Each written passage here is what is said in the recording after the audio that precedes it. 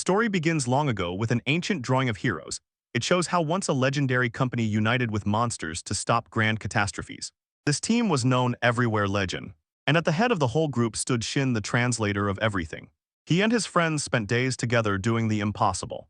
And this is the story about how Shin and his companions made history. And then everything turns upside down when Shin's partner says she is sorry, but he has already been kicked out. He left Shin so that he would pound his fist on the table and ask why this is happening. He reminds her that they promised to reach A rank together as a team, but he endlessly shouts that she knows it's true. The leader of Golden Fleece, a guy named Jason, starts shouting. He says that he is simply not good enough and a hero like him needs much better teammates than what Shin can offer. Jason says he understands how hard he tries, but Shin clenches his fist and reminds that they have been friends since childhood. And he did everything not to fall behind. Jason doesn't care. He shouts that Shin's gift is not for fighting and pokes him with his finger at everything, both swords and magic, calling him half-ready. Medea steps forward to finish the job. She is also a member of this group and does not hold back for a moment. She looks him straight in the eyes and says that he is just a burden that it hits right in the heart. She reminds him that during their last quest he couldn't even land a truly accurate hit on the troll. Shin lowers his gaze and admits she is right, but immediately tries to argue, saying at least he was the perfect bait for them.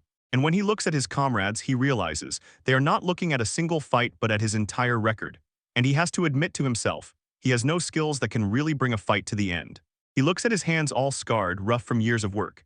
He was not lazy and did not slack off with training, but deep down he knows his sword skills will never match Jason's level.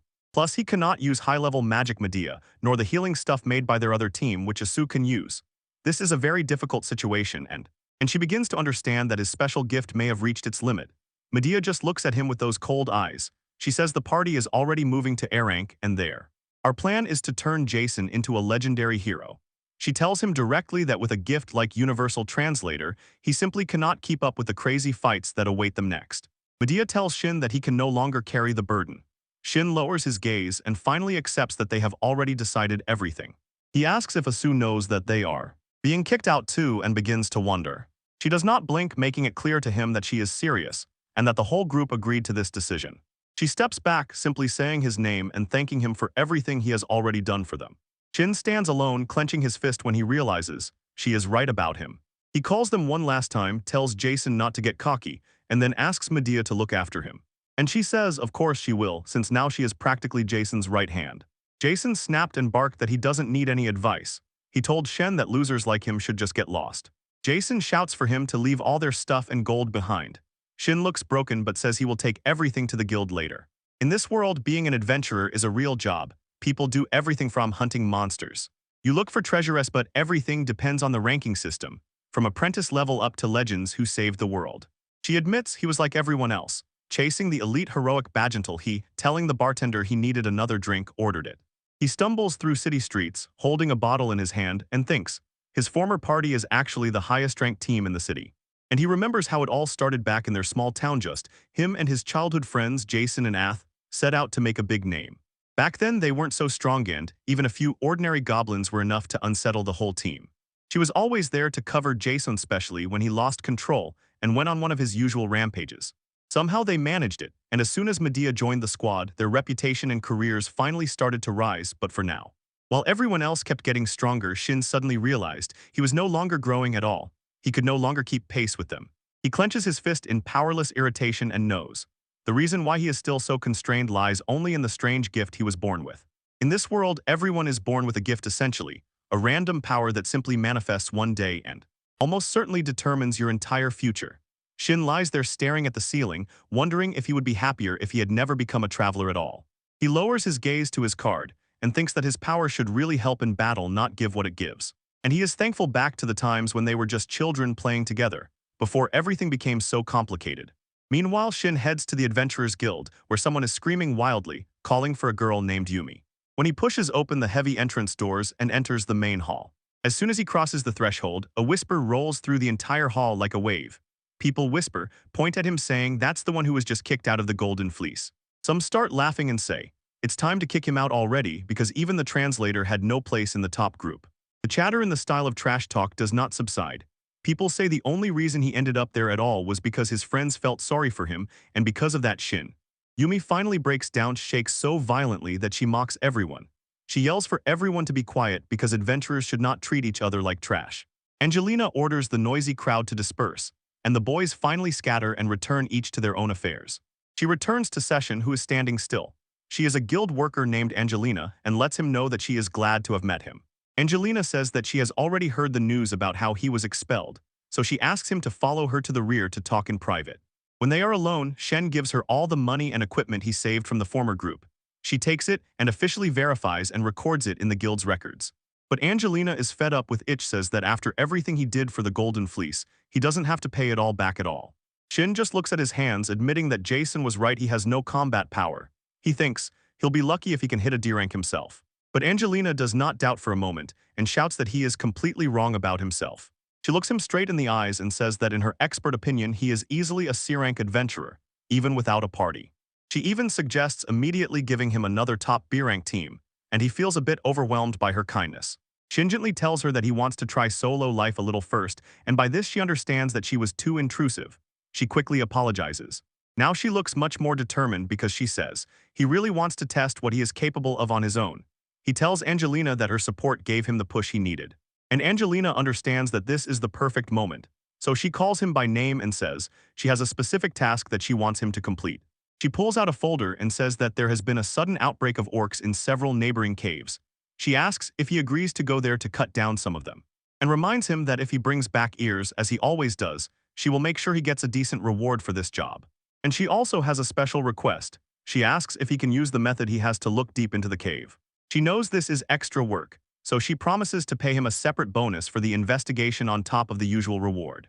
Angelina extends her hand and says she will repeat this again and again until he believes.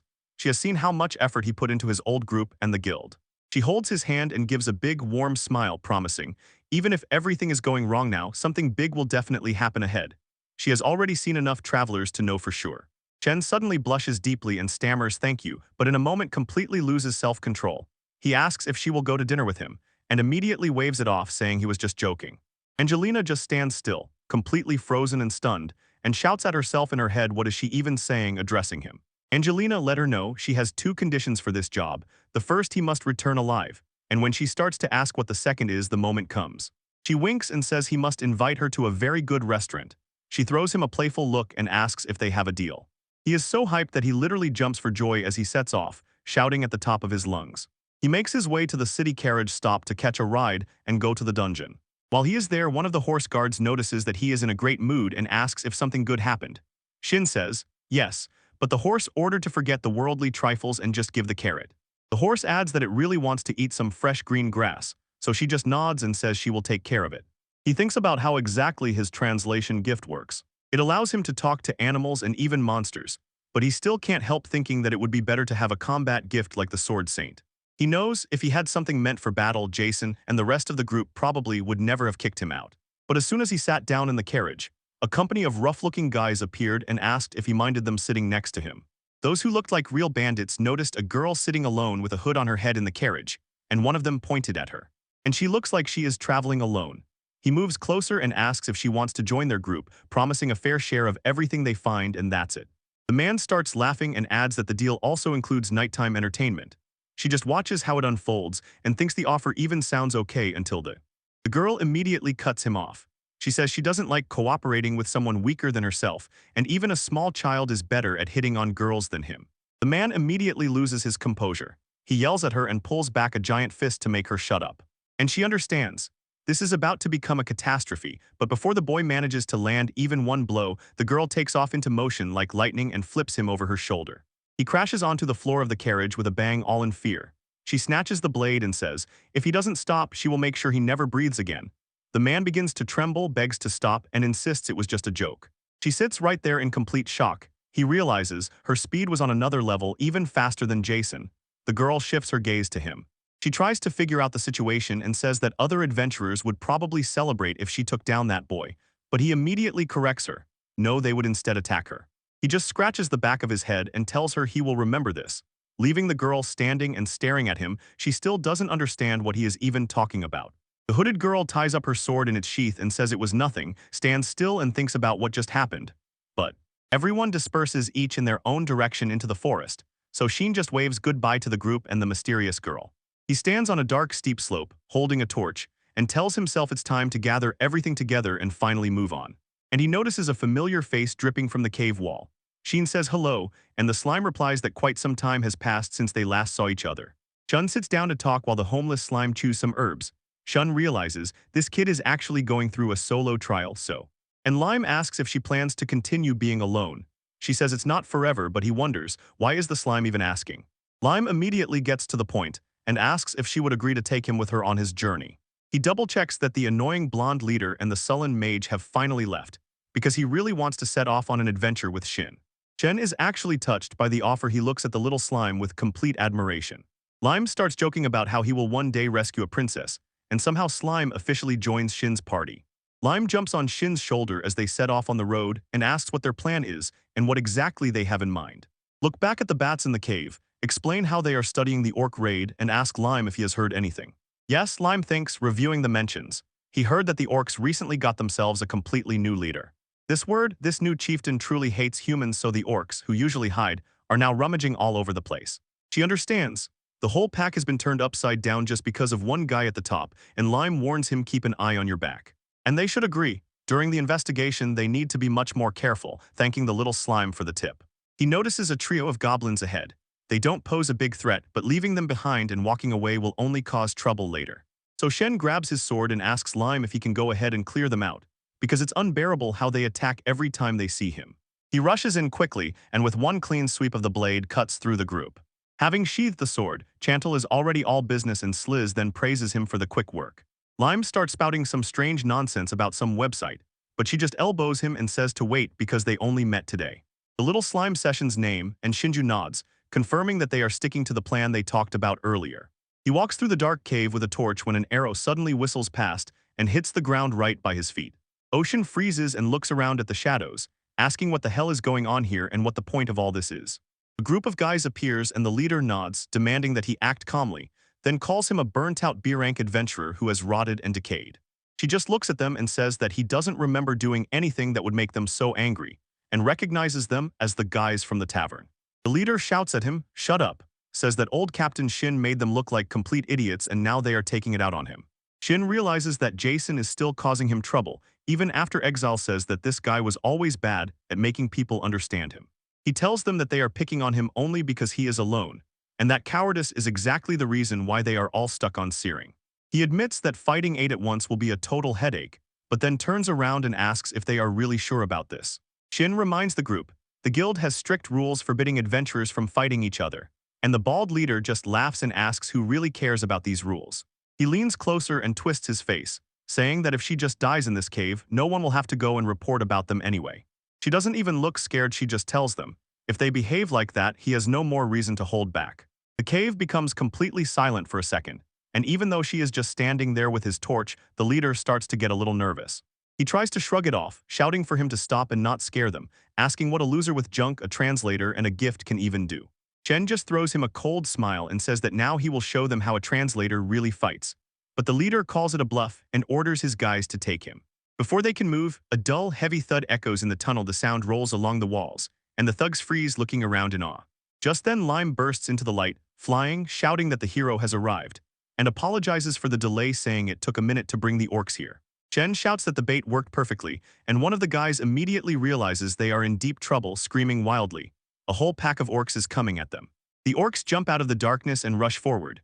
The leader points with his hand, ordering the pack to kill the people because his boss will get a thrill from this prey. The bald leader is now all sweaty, begging Shen, maybe they should just unite and survive. She raises her blade and says that he definitely doesn't want to die here, even though he thinks these guys should have at least a little conscience. He looks at the 15 orcs and estimates. They can win if everyone fights for real, because saying otherwise would mean tasting bitterness in his mouth if the guys die. The plan is this: cover them a little, then dash away as soon as even a crack appears. Shinnok and Arrow jump out of the air, ordering the old man to keep his head in the game because he notices the enemy leader at a distance behind and orders everyone to aim at those who are bigger from afar while they fight to hold the line. Shin already thinks it's time to run, but suddenly notices the cave behaving strangely and asks what is happening. He shows Lime that the bats are going completely crazy and asks if the slime can sense something dangerous approaching. Lime thinks he is probably right. Suddenly someone shouts that they feel a fight and Lime wonders if that Yuya guy is finally appearing. A giant orc with a torn knife lunges right into the beam of light and shouts, demanding everyone let him into the fun. A hooded figure slips right past the human line and moves without stopping straight to a voice rolling like thunder asks who is the strongest in this place, and completely throws the old man and the orcs off balance. An armed orc with a scarf snarls and starts screeching, calling someone to fight him. And she realizes, with all his loud words, another orc is right. Ordinary people do not understand a single word these monsters say. The bald man loses self-control and shouts at the monster to shut up, waving his sword, but he is immediately knocked down by a blow. He can even land a blow, she can't stand it. She sees how a C-rank adventurer dies instantly and wonders if this monster has some special gift.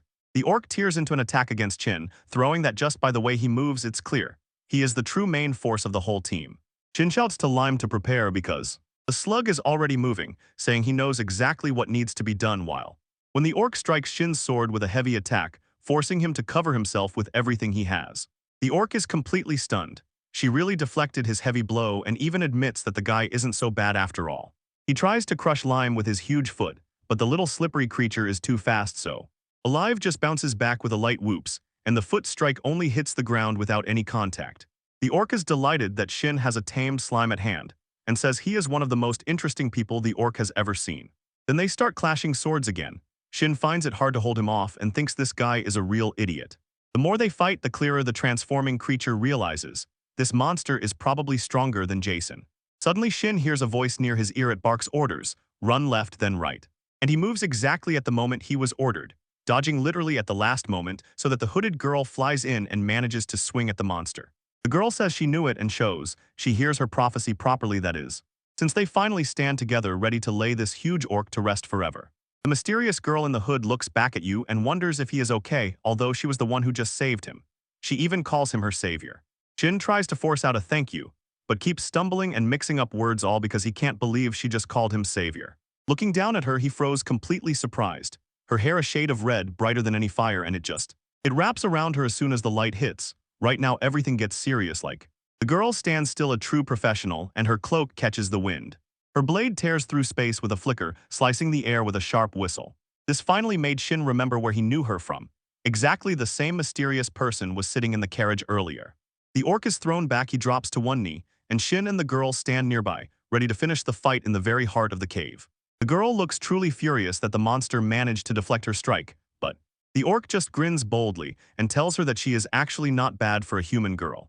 The orc growls that he will not forgive her for jumping into his fight but admits maybe this will even make everything more interesting. Meanwhile, Shen just stands still, looking through to the edge. Because of this whole situation, the girl ignores the monster's words, insisting that he is just babbling and asks if he is finally ready to really fight. Somewhere deep inside, she begins to doubt, could this monster really be a complete idiot? He hears her smoothly drawing her sword and with words makes it clear, the offer pleases her. But she decided to just finish him off here and now. She lunges forward with a huge strike, but the orc manages to raise his blade and block her path. He makes Shen hysterical, he cannot believe it. The monster actually parried her attack. The girl falls back through the air, reviews the moves, and catches herself thinking that all this is quite interesting, while the orc starts to accelerate forward. Right at her, he sharply throws his hand forward to grab, but she doesn't even blink. She just keeps her gaze on his movement until she sharply turns and delivers a devastating diagonal strike. The blade cuts deep into the monster's side. But she doesn't stop there, immediately adds more speed to land another heavy blow while he is down. The girl calls the orc a freak, and he in response just fires words at her and calls her a little bitch. They are both like that. Sin carefully watches the expression on her face and understands both these fighters are incredibly strong, and even if he really wants to help, he cannot find a single window to break into the middle of their actions.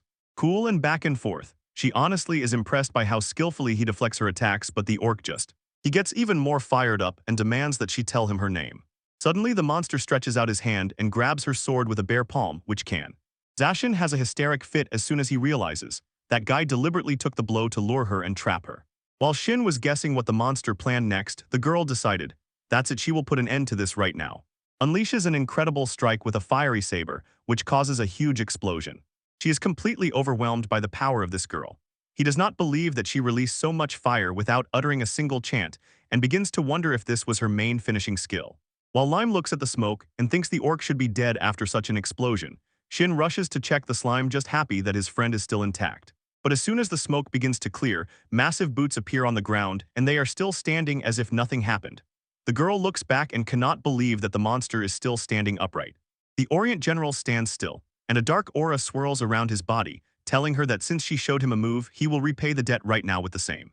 Shin from the edge watches how it all unfolds, and he feels awkwardly cold inside. The monster is about to do some crazy thing. Suddenly, the orc lunges forward and strikes with a heavy, massive blow.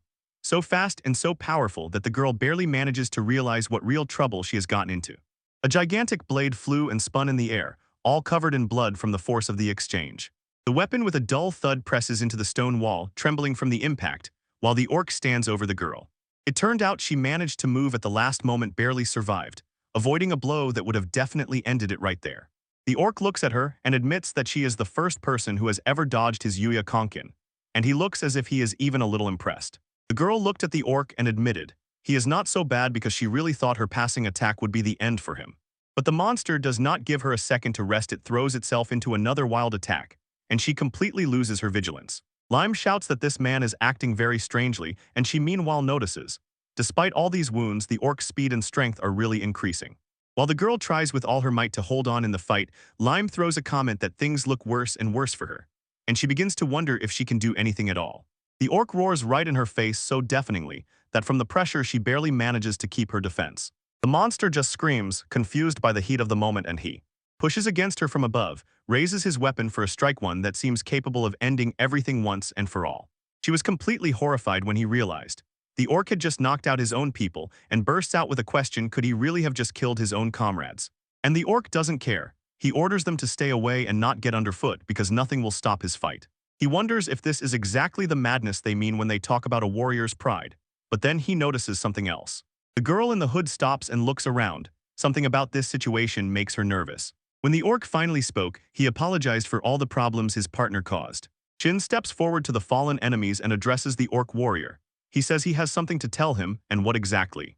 The girl doesn't finish and asks, what is he actually trying to do talking to such a monster?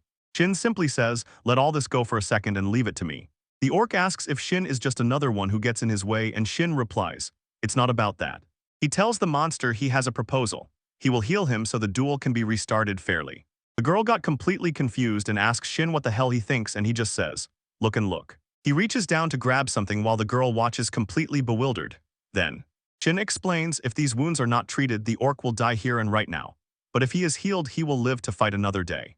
Shen asks the orc how he feels after the treatment, and the monster stands still while dark energy flickers around him. The orc looks at his body and freezes, unexpectedly, but he actually feels good. He starts bending and straightening his fingers and making strange sounds until he realizes the wounds have completely disappeared. The orc begins swinging his weapon to test his strength, and it immediately warns. He has lost a lot of blood, so he should calm down. The monster noticeably shudders and sweats as he clings to the sword and tries to keep up appearances, saying that today he will let Shen go. And from this, Shen only begins to wonder if this guy is a complete idiot.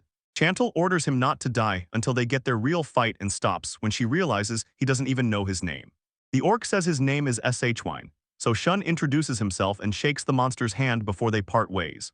When they disappear into the forest, the silence is broken by a voice. A hooded girl stands there with her arms crossed over her chest, looking completely irritated at Shin as she asks what he thinks he is doing. And he just waves it off, saying he was just engaging in some elementary negotiation.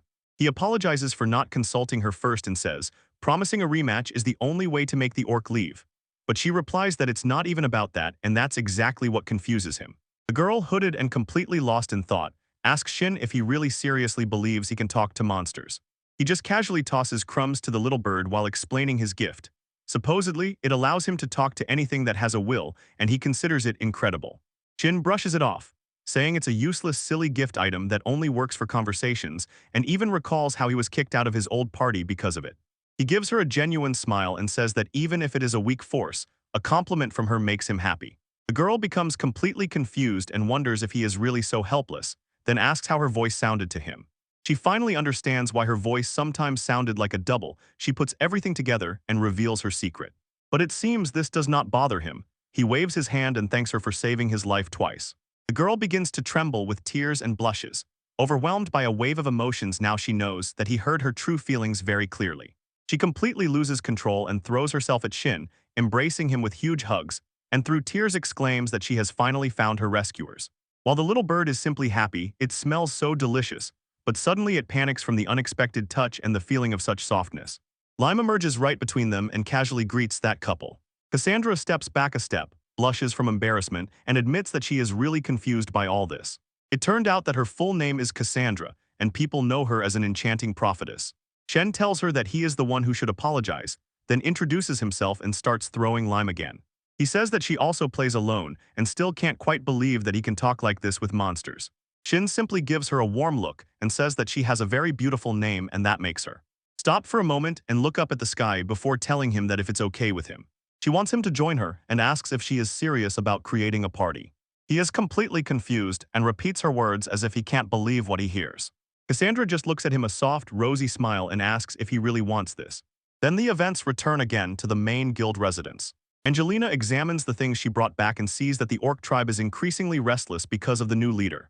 Sorting through the day's harvest, she asks about that gifted orc he mentioned and thanks him for the delivery, saying that this information is exactly what they need to complete the plan for the big hunt. Shin repeats these words to her, and Angelina says that the guild will soon make an official announcement about it. She adds she will be very happy if he, when the time finally comes, decides to fulfill this request.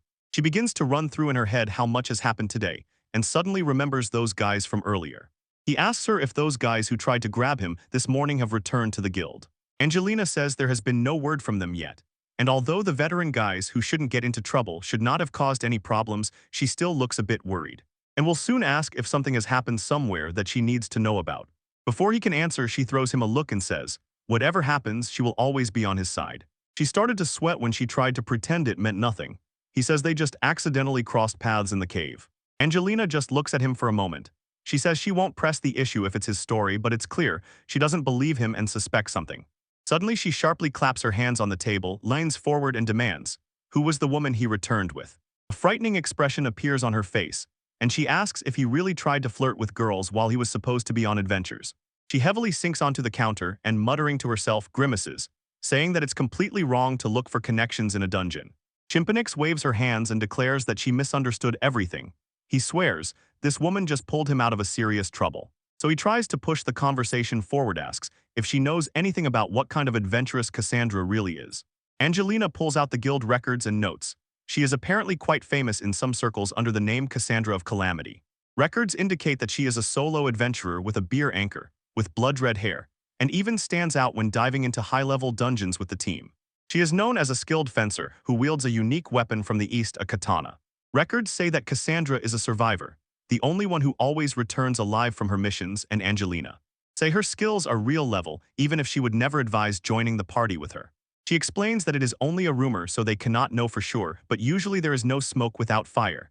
Sheen listens, and a thought arises in him whether if this is really so, and thank you Angelina for all the help with the information.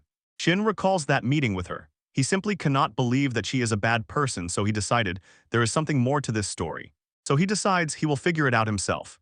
If they trick him, he will blame only his own poor judgment, but his thoughts are suddenly interrupted. Angelina calls his name to get his attention. She twitches a little and answers, then abruptly changes the subject, asking when the two of them should go pick up dinner. She nervously fiddles with her hair and says that things in the guild have finally slowed down enough for her to take a break. She noticeably falters and asks if she is really sure she wants to go with him, just the two of them, alone. Angelina gives him a warm look and says yes, mainly because in the guild he always takes such good care of her. So she explains that her solo affairs are fine now and decides that they should go out and celebrate. Chantal or he will definitely get in touch soon, and inside he is literally bursting with excitement. He starts to wonder if fortune is finally changing, and can't believe that some girl really wants to grab dinner with him. This is a crazy break compared to his time with the Argonauts, where every girl was only interested in Jason. But then he tried to stay grounded and reminded himself, Angelina is just a nice person, and this is probably just professional. And his train of thought is cut off by the appearance of Cassandra. She asks if he made her wait. She tells him it's not such a big deal, because she actually likes seeing guilds in new cities to feel how strong the local adventurers are. When they sit next to each other, she notices that he is smiling and asks why he is grinning like a madman, and if something good happened. Shin becomes completely embarrassed and begins to deny, saying that he generally does not warm up with a smile, and in general he is always known as a cold, serious type. Shin nods at the menu and indicates, herb pork sauté is definitely just what is needed. Cassandra gives him a wide smile and says she believes his word because she is really looking forward to the food. She notices that she is in a great mood and asks if this is her favorite dish. But she tells him that she is simply happy. It has been ages since she ate with someone else. She begins to blush and lowers her gaze, wondering if she got too carried away with the moment. Looking at him from above with a shy expression on her face, she asks if he thinks it is strange that she is so excited. Shin just laughs and says that today it is his turn to treat, so she can order whatever she wants. When they finish eating, Shen stands up and suggests talking about the official creation of the party, asking her to follow him. He holds the door open for her as they head to a place where they can talk about business a bit more privately.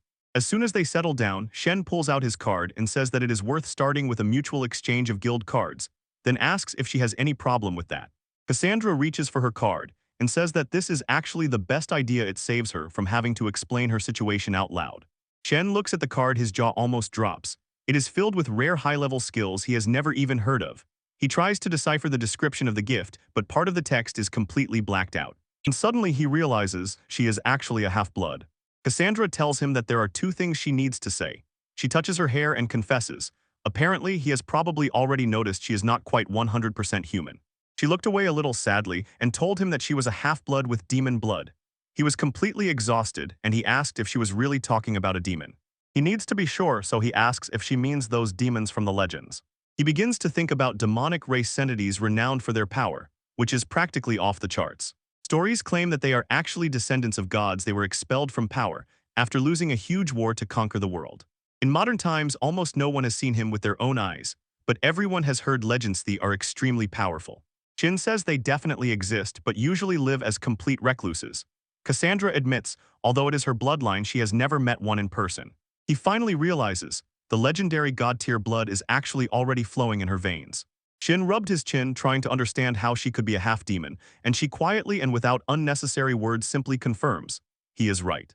Cassandra absorbs and understands all this. Sheena has the perfect set of skills for a flanking attack. Plus, and their prediction makes everything times easier when the fight is already starting. She cannot help but notice how beautiful she is and thinks that he will be the happiest man in the world if he has her on his team. Cassandra again pulls out her gifts, explaining that her power, the enchanted prophet, actually does two different things. Her eyes flash as she explains. She can cut a few seconds from the near future but also sees much further, almost like a true oracle. Chen tells her that this sounds like the most useful power in history, and although she agrees that she has no weak spots, she admits there is one huge trap. She just stands still, completely stunned by what she is about to say. She explains her abilities are the only reason she is still alive. But the trouble is that every time she sees the future, everyone else completely misinterprets it. This eerily hits Shin hard. It sounds exactly like what he went through with the old party. Cassandra says, even if she warns people that a giant tsunami is coming, they will just look at her and say it's a nice, calm day. Cassandra looks completely depressed, thinking that her gift is more of a curse. No one ever understands what she is trying to say. But she realizes, his translation skill actually picks up her true voice. That's why he has heard those strange echoes all this time. Cassandra bursts with joy. She understands that Shin is the only living person who can properly listen to her prophecies. He is essentially the savior she has been waiting for, and she looks at him with eyes full of hope. He circles back to their previous conversation about joining forces. Recognizing that she is usually judged because of her gift, and that her physical combat skills are truly high-level, they would make a great team. She wants so desperately to join him that she lets him choose all the quests himself, and even keeps only 10 of the money, but she shouldn't. He tells her that he has only one real condition for them to become a party. Cassandra is a bit nervous and suggests dyeing her hair if it's a problem for him. Shin immediately stops her and tells her that he thinks her hair is beautiful, like a flame that flared up when she saved him. Cassandra's face instantly blushes, and she asks Shin if he really likes her like that, completely stunned that he said such a thing about her hair. She looks away, feels uncertain, and asks if that color isn't just creepy because it looks too unnatural to belong to an ordinary person. She says that the color is just proof that she is not a pure human and brushes it off as if nothing. Why does it matter? If something is beautiful, then it's just beautiful. Chen points to himself and reminds her that he is literally the type who hangs out and walks with slimes, telling her he doesn't care at all that she is half demon or anything like that. Thanks to his gift of translation, he definitely knows there are plenty of good monsters. So he reasons the only thing that really matters is who you are inside, and that makes Cassandra. Sandra worries even more. She asks if that won't make everything worse, especially considering that he definitely heard the terrible nickname people gave her. Shin whispers to himself disaster, but looks her straight in the eyes and says he knows the real truth. She suddenly realized, while everyone else misunderstood her because of her gift, only she truly cared for him, giving him advice. even recalling how she went beyond everything to drive away the giant pig demon just to protect him. Chen says he greatly respects their choice to be honest with him even though it was a bad move. Then he stares her straight in the eyes, reveals a huge smile, and says he trusts her and Cassandra just remains whispering his name. He even bursts out laughing, leans closer, and tells her directly, honestly, she is simply an incredibly good person. Cassandra just stands stunned and remembers how she used her gift to share prophecies with everyone. She admits he cares much more about helping people than about his own reputation. To her, he looks like a complete hero. She turns away, blushes, and calls him an idiot for being so sweet, but still quietly thanks him. She immediately gets down to business and asks Shin which exact deal option he needs so they can agree on working together. Shen tells her he is not a savior, and that if they want to be a real party, everyone must be equal. He wants to split all rewards evenly and choose quests as a team because she thinks it is important to be able to call each other out for mistakes and to have trust that works both ways. Shen looks down with a calm smile and admits that he cannot be a savior. But he tells Cassandra that he really wants to be her partner, and she asks if he is sure. She wonders if this is really okay. She looks away and says that this is actually the most important thing for him. He laughs a little awkwardly, admitting that he is weaker here, but he can do household chores and all that. Cassandra leans over the railing and says she will train him herself because their partners are, and so she becomes the petitioner. If she is really okay with that, she starts to walk away and warns he should be ready because her training is harsh. She looks back and smiles too confidently, then says that even if he cries and begs, she will not let him go. The night passes, and by the next day the two set off again back to the guild, where Angelina appears with a creepy smile and asks if they are throwing a party, and if her advice is worthless. She waves her hand and says it's all right after all, they are just a traveler and a guild worker.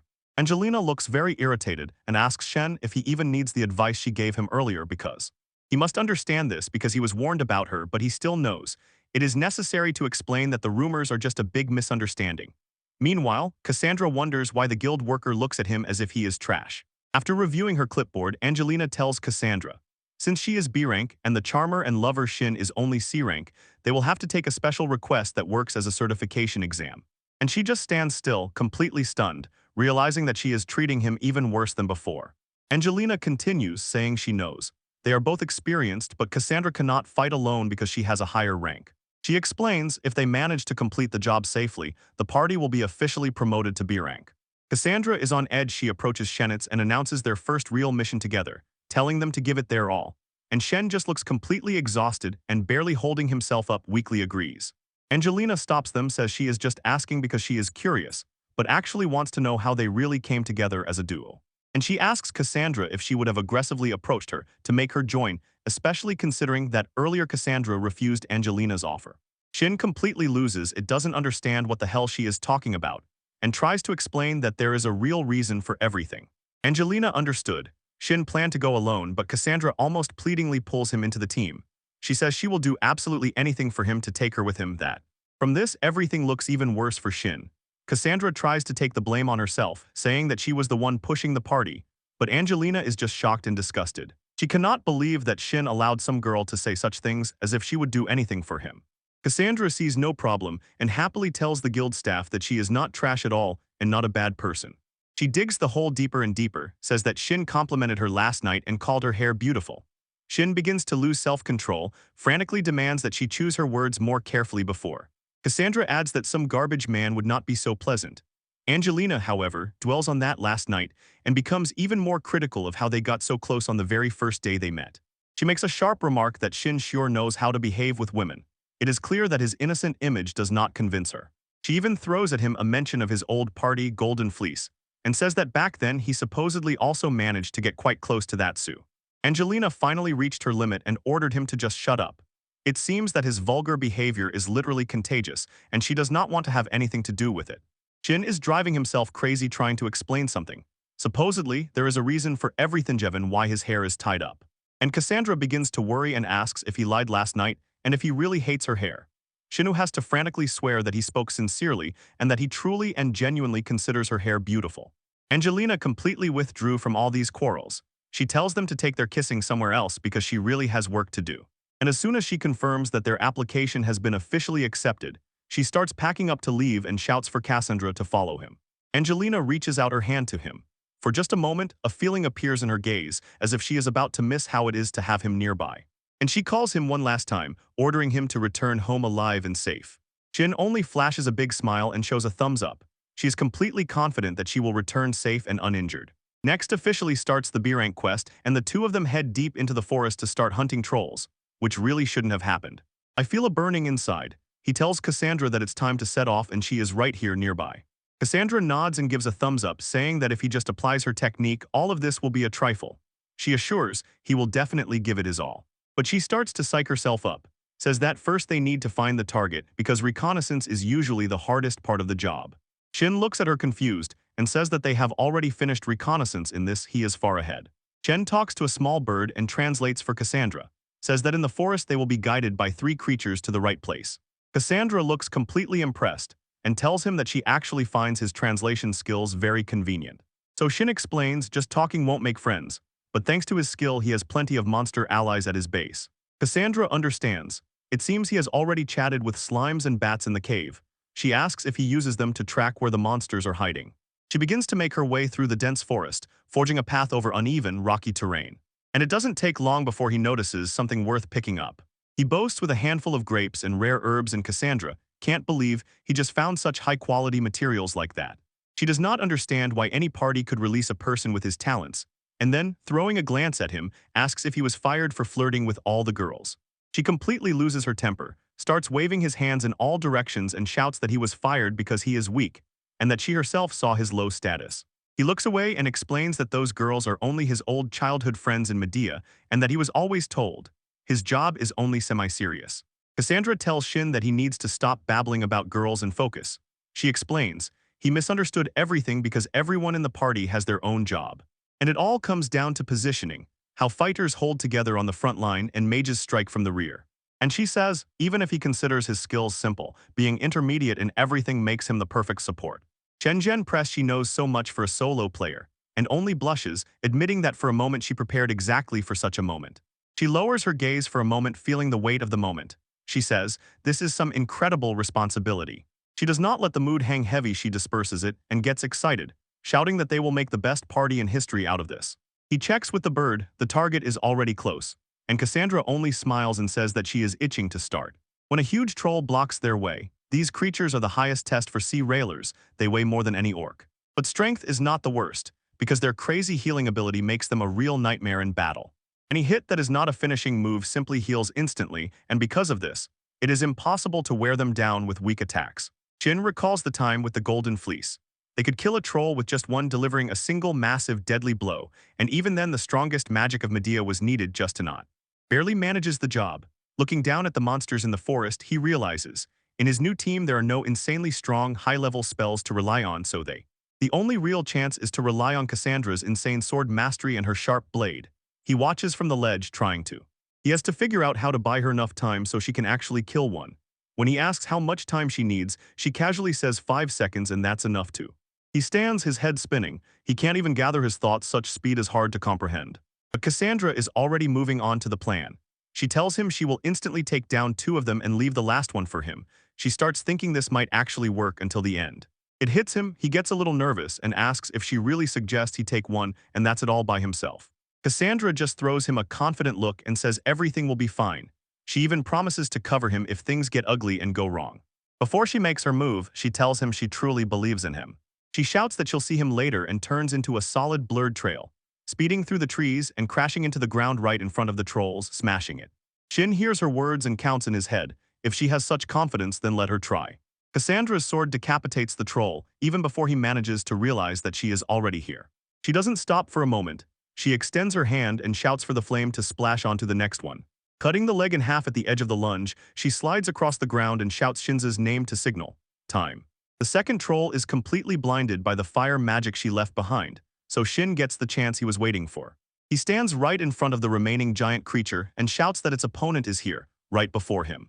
The monster growls, and all its rage is directed at the small person standing in its way. And he doesn't look away, he just stares at it, grits his teeth and says to the beast, well, come out. The troll goes mad and raises his massive club for a deadly strike. But Shin reminds himself, his partner truly believes in him, he just needs to focus and finish the job. Shin slides to the right just under the monster's feet, looking for a breach, and Cassandra bursts out with a shout.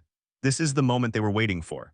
Shin thinks it's over, but Cassandra shouts, the target is still alive, and Shin barely manages to come to his senses as a giant fist flashes above his head. She notices that the beast finally slows down and tells it not to stop and to keep attacking. Shin shouts that he is already in action, and again crashes straight into the fight, using everything he still has left. He lands a heavy blow. The troll screams in pain, and smoke billows from the fresh wound. But the monster reaches out once more to grab him, but Chen growls that this will not happen and his sword begins to glow with energy. With a loud roar, he drives the blade deep into the monster's chest. The troll doesn't even have time to scream. The strike lands cleanly.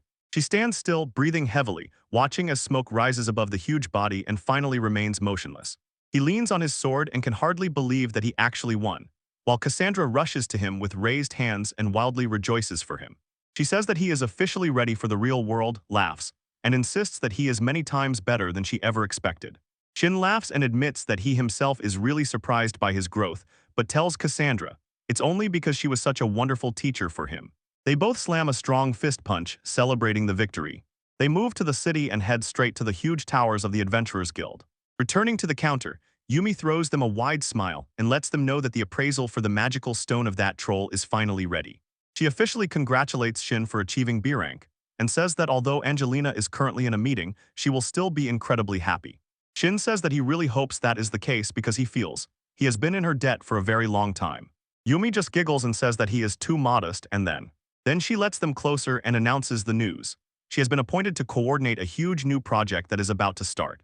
They explain that the main reason for the project is precisely the specific information they received from the adventurer on the mission. Chen tries to say something, but Cassandra immediately interrupts, joking that if he is Beer Inc., then the guild has probably been feeling a severe shortage of people for a long time. Chen suddenly freezes in place as soon as he sees a familiar face. Next to him is Jason, and next to him Medea, and Jason greets Medea, then shifts his smug look to Shin, joking that he expected him to run back to the order, crawling and in tears.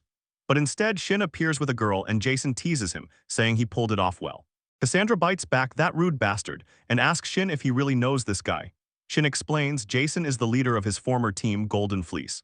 Jason does not falter for a moment and shouts that he is the one and only great hero, but Cassandra is not impressed at all. She says he is a joke of a hero, and that anyone who does not see Sean's value is simply a complete idiot.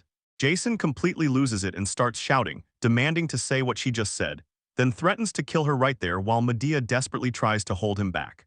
He screams nonstop, saying he will never lose to some woman, and Cassandra just walks away and reminds, according to guild rules, B ranks are not allowed to start private fights. Suddenly Jason freezes and points at her red hair and finally realizes, this is Cassandra Calamity, the famous traveler bearing Solo. And he looks very irritated as he spits out, dealing with the killer of a comrade will be a complete headache.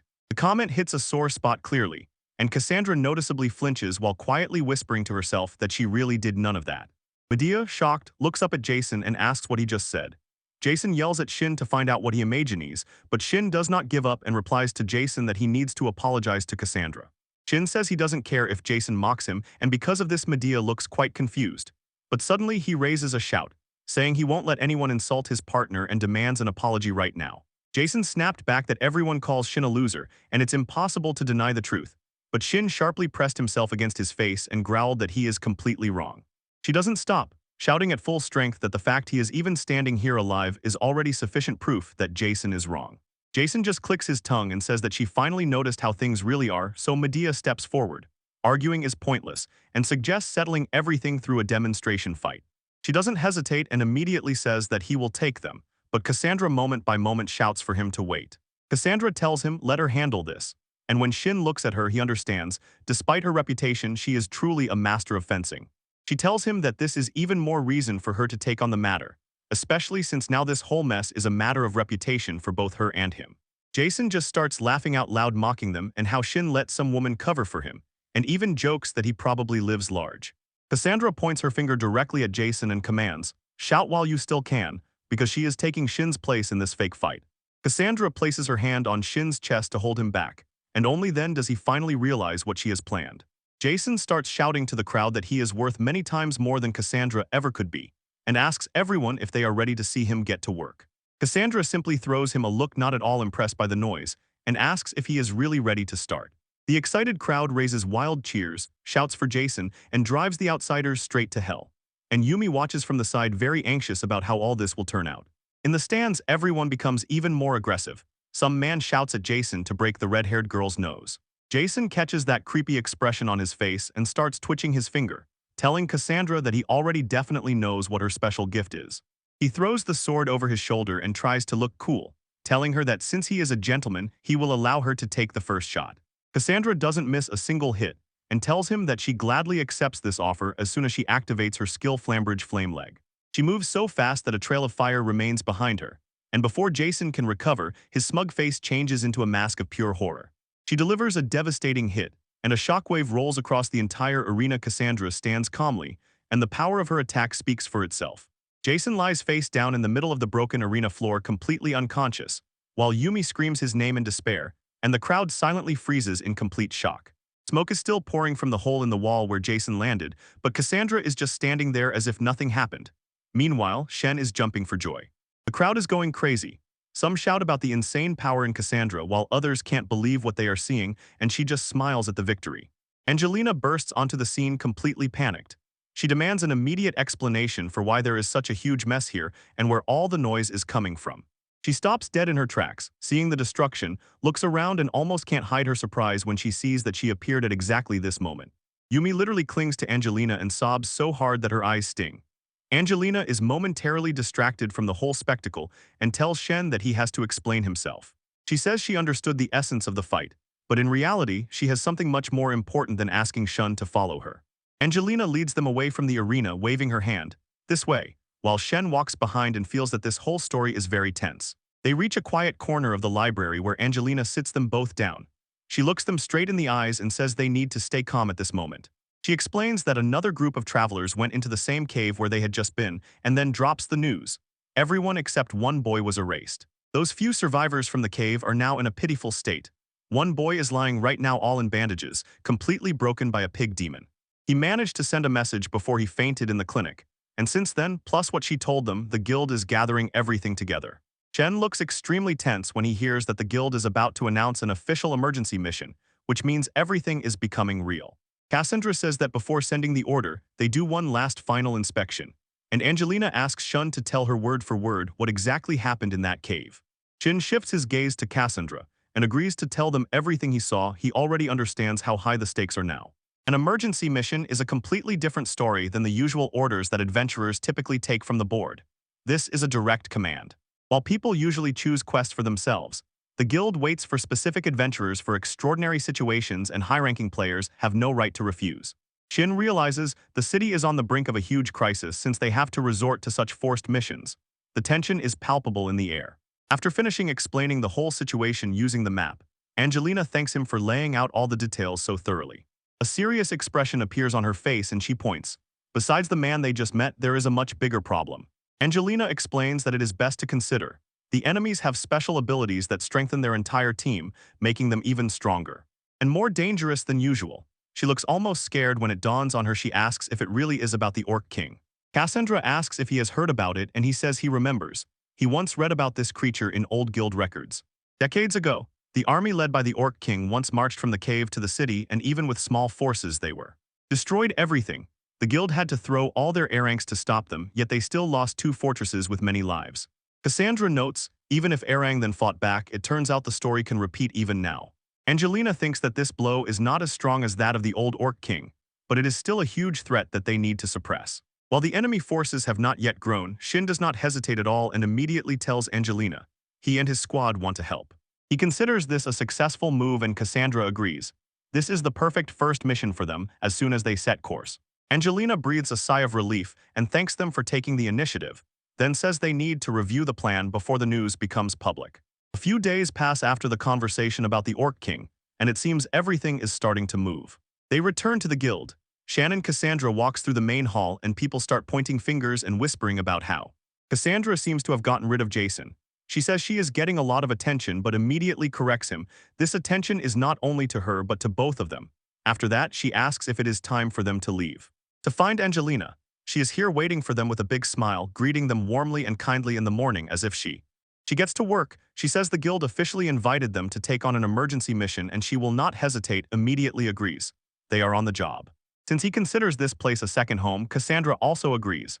She has no particular reason to refuse, especially since There is a special reward for destroying monsters with gifts.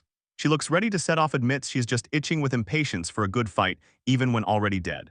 Someone is shouting from the back of the room. Other travelers begin to wonder if Shin's group is really moving into the front rows, but a loud voice asks if they have forgotten someone. It turns out it's Jason is shouting that his party, of course, is joining the mission too, poking directly at Shane and Cassandra and growling that he'll show them that real adventurers only matter when they work as a team.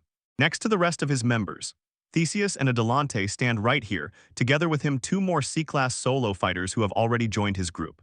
Cassandra does not lose rhythm, calls Jason a loser for such a fuss, and leads Shin to mockery, asks if he is capable of translating all that commotion for her, what it is. Completely knocks Jason off his place. He shouts that he will make them eat those words later, even before giving the order to his new team to follow him to the strategy meeting. Stubborn he. He grabbed all the awards for himself. When they head to the conference hall, a familiar voice calls his name. It is Caster C-Rank Guardian Knight who. She waves to him, calling him over along with partner Pollux. She warmly welcomes them both, says that quite some time has passed, and congratulates them on finally reaching C-Rank. Casters smiles and explains that it is precisely because of this promotion that the guild came to them with this urgent summons. She begins to worry, tears welling up, and in the role of a proud father he talks about how much they have grown. But Pollux is not in the mood for sentimentality. He grumbles that he doesn't need to know that. I try to teach him something new. But he quickly shuts down, clamps himself, and as soon as everything settles it becomes even more noticeable. Caster leans forward, sparks in his eyes. She can't wait to hear the story about the time she really came face to face with the gift holder monster. Cassandra leans forward. He watches her wild energy closely and asks if she is even normal. She just laughs and waves it off, saying she is much stronger than she seems and he will be a good girl. He has gotten used to her over these years. But his face becomes stern when he truly answers. He honestly says that the fight was almost unbearable, and if they ever see such an aura, they need to run. Shen tries to explain that she is just weak, but Pollux twists him with a deadly look and he calls him brother in such a way that makes him yelp in total fear. Watching how the two of them interact, Cassandra cannot help but think they really have strange relationships. And this should catch her mood, quickly explaining that, although they look chaotic, together they actually get along wonderfully. Cassandra does not look 100% convinced. And she still does not stop. She says that Pollux is the one with energy charged to the maximum, and Caster is calm, balanced, and smart, also with a sharp tongue. He thinks that they balance each other out perfectly. Cassandra looks away, admitting that she is actually a little jealous because there is a connection between them that cannot be replicated. She gives them a warm smile and suggests just focusing on building their own connection, so they decide. They enter the meeting. Shin breaks down the entire plan, shows that the scouts are already in position and how the vanguard team will lead the main forces to the cave. Although he admits that he is still very worried because of Lime, he tells Cassandra he will ask permission to go with the vanguard team to get. Having chosen the right move, she confidently brings her fist to his. Cassandra says that they will definitely nail it, and that she could not agree with her more. When the plan is approved, heavy cargo wagons set off and begin rolling toward the mountain. Watching how well he finds common ground with the twins, Cassandra notes, it seems he knows almost everyone.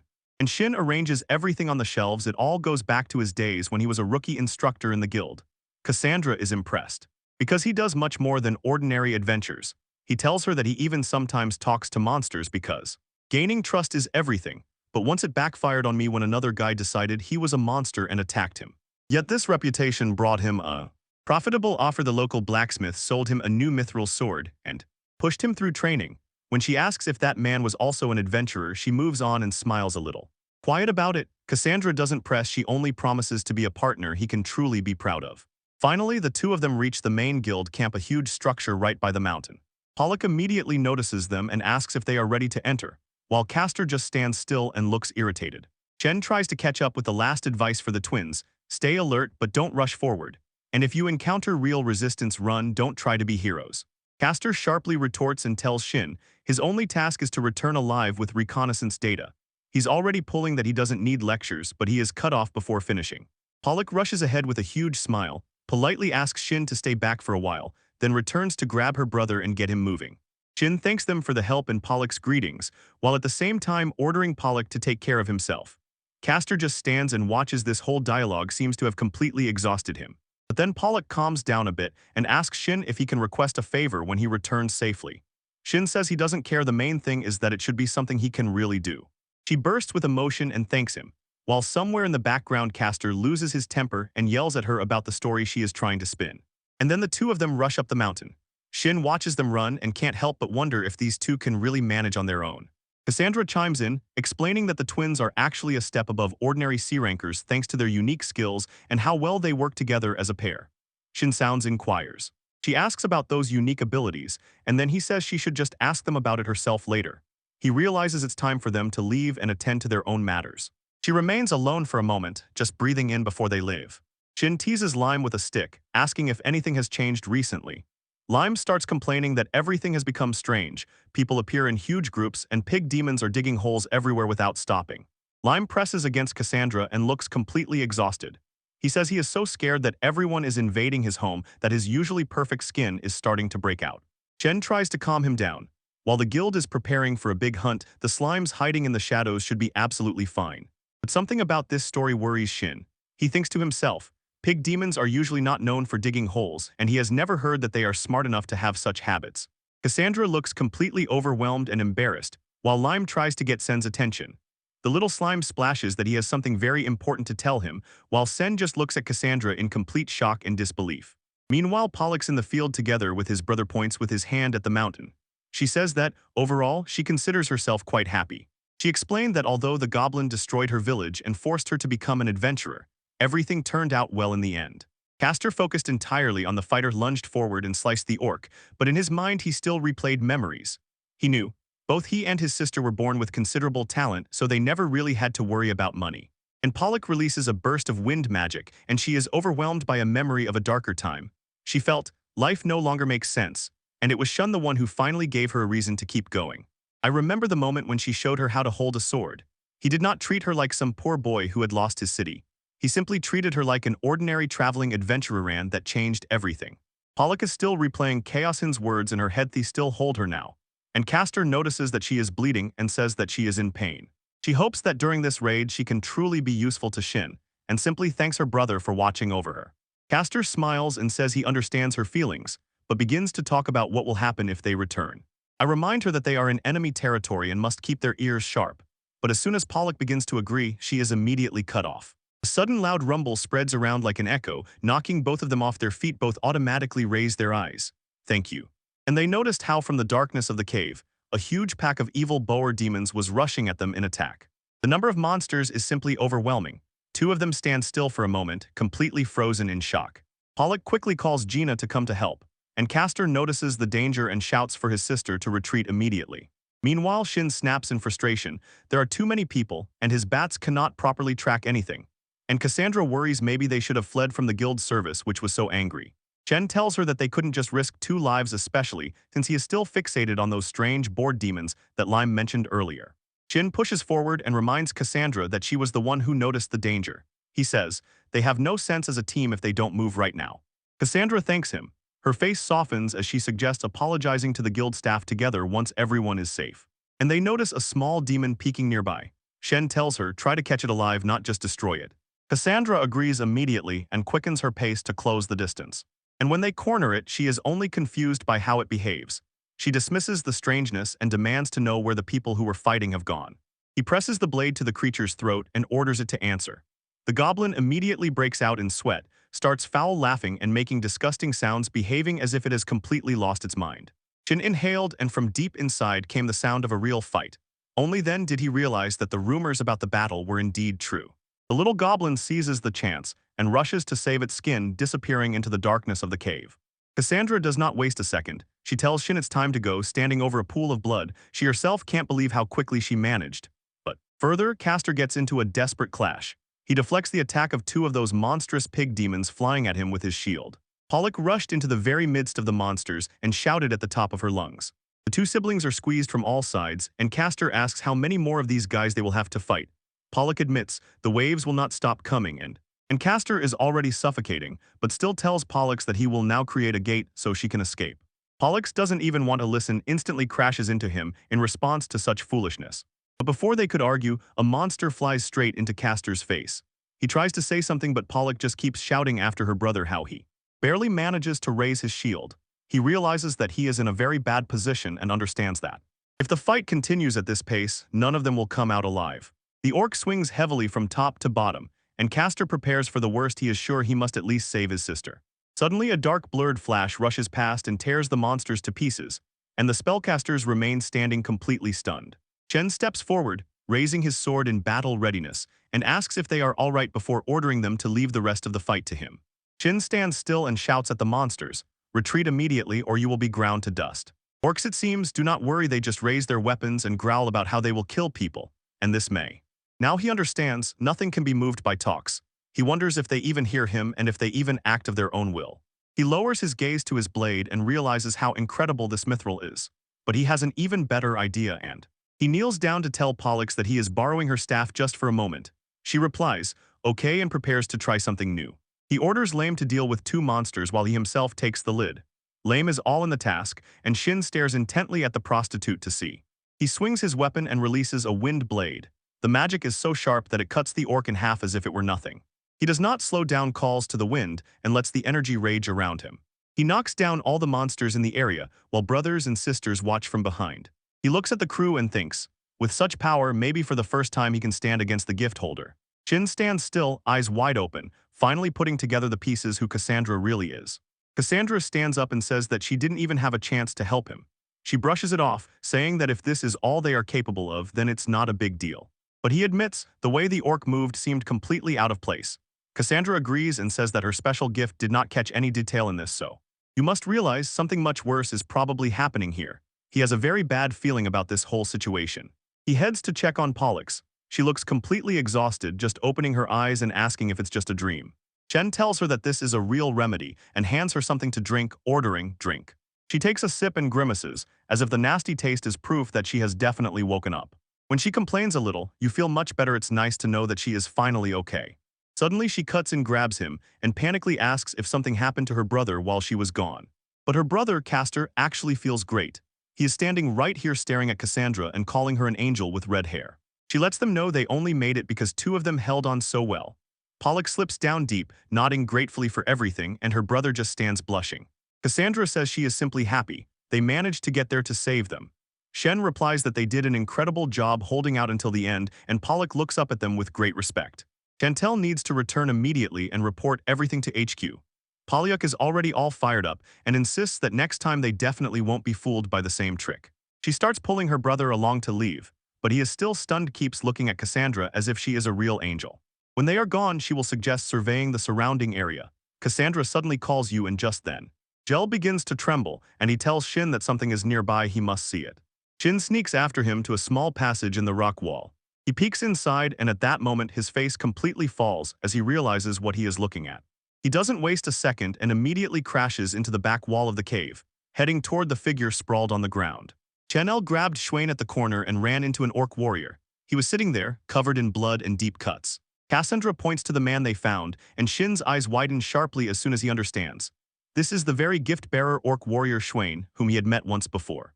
Slimelime raises his gaze to Chin and asks if he can heal the big guy's wounds with his powers. Chin says he can't fix everything at once, and Cassandra gets furious because they were supposed to hunt those pig demons. But Lime explained that the orc was actually attacked by a whole pack, just like what happened to him earlier. Chin decides to help and tells Cassandra to get ready just in case she tries to pull something during his work. She can't believe it and yells at him that this creature is literally their enemy.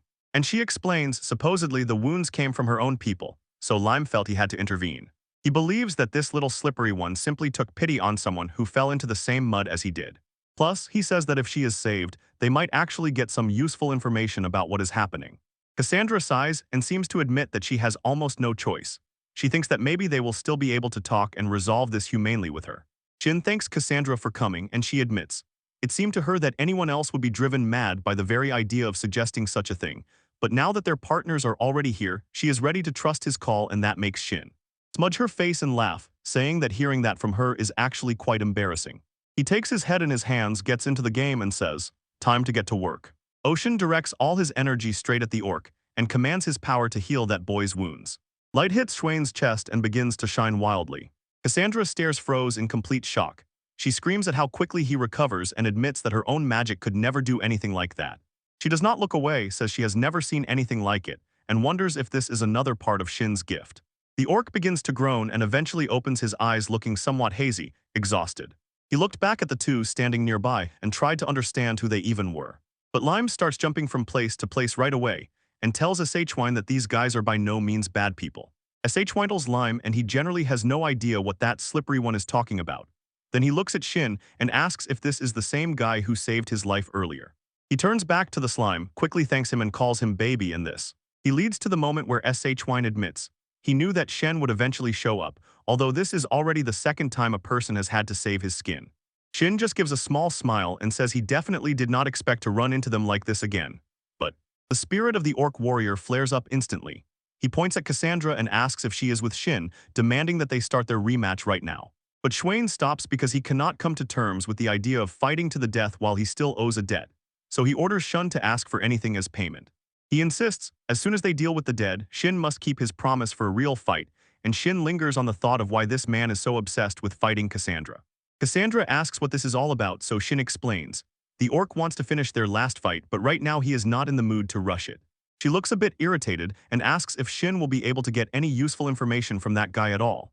Shin replies that he will try his best. Shin sits down and immediately gets to the point. He asks Shwine why the other orcs tried to get rid of him from the very beginning. Shwine pauses for a second to think about how to explain everything, at least that's what he says himself. Their leader found out that he killed his own people and let the Shin's group slip away. So they have already come under the scope of a purge because they did not support the ground invasion anyway. Shin feels a bit guilty and apologizes that because of him the orc got involved in such a mess. And Shwine orders him to forget about it. He made his own choice and it has nothing to do with his Nachin's concern. He actually looks almost happy about all this, as if he even got a chance to destroy the strongest among his own. Shin asks if he really holds no grudge after his own friends turned against him, and Schwain replies, constant attacks only pushed him to level up and become stronger. He directly points out not to dwell on bitterness over betrayal while standing still. The tall guy admits that he was just doing what he wanted to find strong guys for a fight, then catches himself thinking and says that's not quite true. The orc grins fiercely and says that what really matters to him is a good fight, so he offers to help the Shin's group take on the main boss. But then, when he says this, he openly admits that he cannot stand how Haoshin's brother handles things, and this leaves Shun completely confused. Where did this talk about a brother come from? She is completely baffled and asks if the leader is really his own brother, and she also recalls that Schwain mentioned some special power. And the orc just starts laughing, points at him, and says that he is quite smart just like his brother. Schwain flies right into his face, showing that if you look closely, he even has the same twisted expression, and this really hits Shun guard because it turned out that the brother has the same power as him. He can give absolute orders to anyone he has already defeated. Although the brother is physically the weakest among them, his mind is stronger than anyone else's. That is why he eventually became the leader of the entire tribe. Schwain says that the brother even boasted. Supposedly, he deliberately let someone escape to lure people out, but Orch admits he himself did not really understand the invasion plan. Shinza's eyes widen when he asks Schwain to repeat. He realizes that the situation is much worse than he thought. He begins to panic, wondering if the whole group has simply fallen into a trap set by the orcs. The guild clearly has no idea who they are dealing with such a clever leader. And Cassandra understands, the entire assault plan is about to fall apart. Jin holds the line and tells Schwain that they are fighting his brother, and maybe they will even have to kill him right there. So he asks, is the orc really willing to do that? Schwain looks quite cold, as if he has no more reasons to keep his brother's secrets, effectively giving Shin the green light for this. Do what he has to do, because for orcs, strength is the only thing that truly matters. Shin just nods and says he understands the condition. She rushes forward, calls out to Cassandra, and says they need to move immediately because everyone is in serious trouble. As soon as they start running, Cassandra asks if he really got any useful information.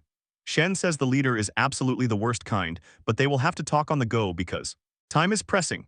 Meanwhile, in another part of the caves, Jason and the Knights of the Golden Crest have already pushed deep inside after.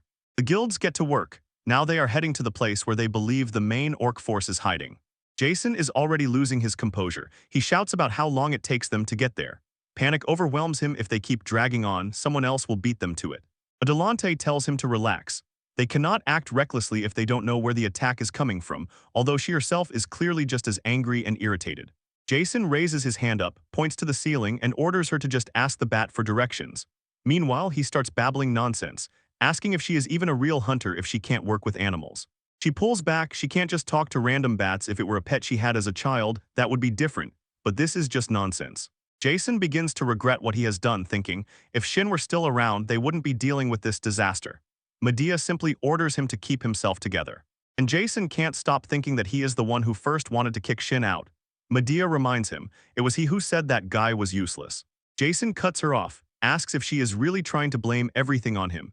He starts to justify himself, saying that if she were more reliable, they wouldn't have had to kick him out at all.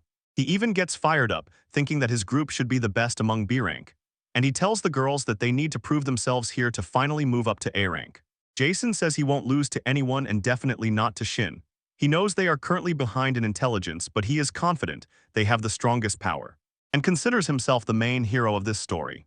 And then there is Atalanta, the swift-footed huntress. Maybe she is only C rank, but she is still a huge part of the team along with. Medea is their great sorceress, who possesses truly considerable magical power. Theseus closed the company a paladin monster slayer who has just clawed his way up to B rank. Jason says they have 4 heavy trump cards fighters with combat gifts. He knows Shen is already working with that demonic woman Cassandra, but still plays indifferent as if nothing happened. Theseus feels very confident. She says there is no chance of losing if they just go on a full-on attack. Jason appears near the huge fortress under siege and asks what the situation is, just as an archer notices him and shouts his name. Medea points out that they still cannot break the fortifications. The archer says even when separate squads broke inside, they still got stuck. Suddenly, this huge boss orc crashes right into the middle of the fight.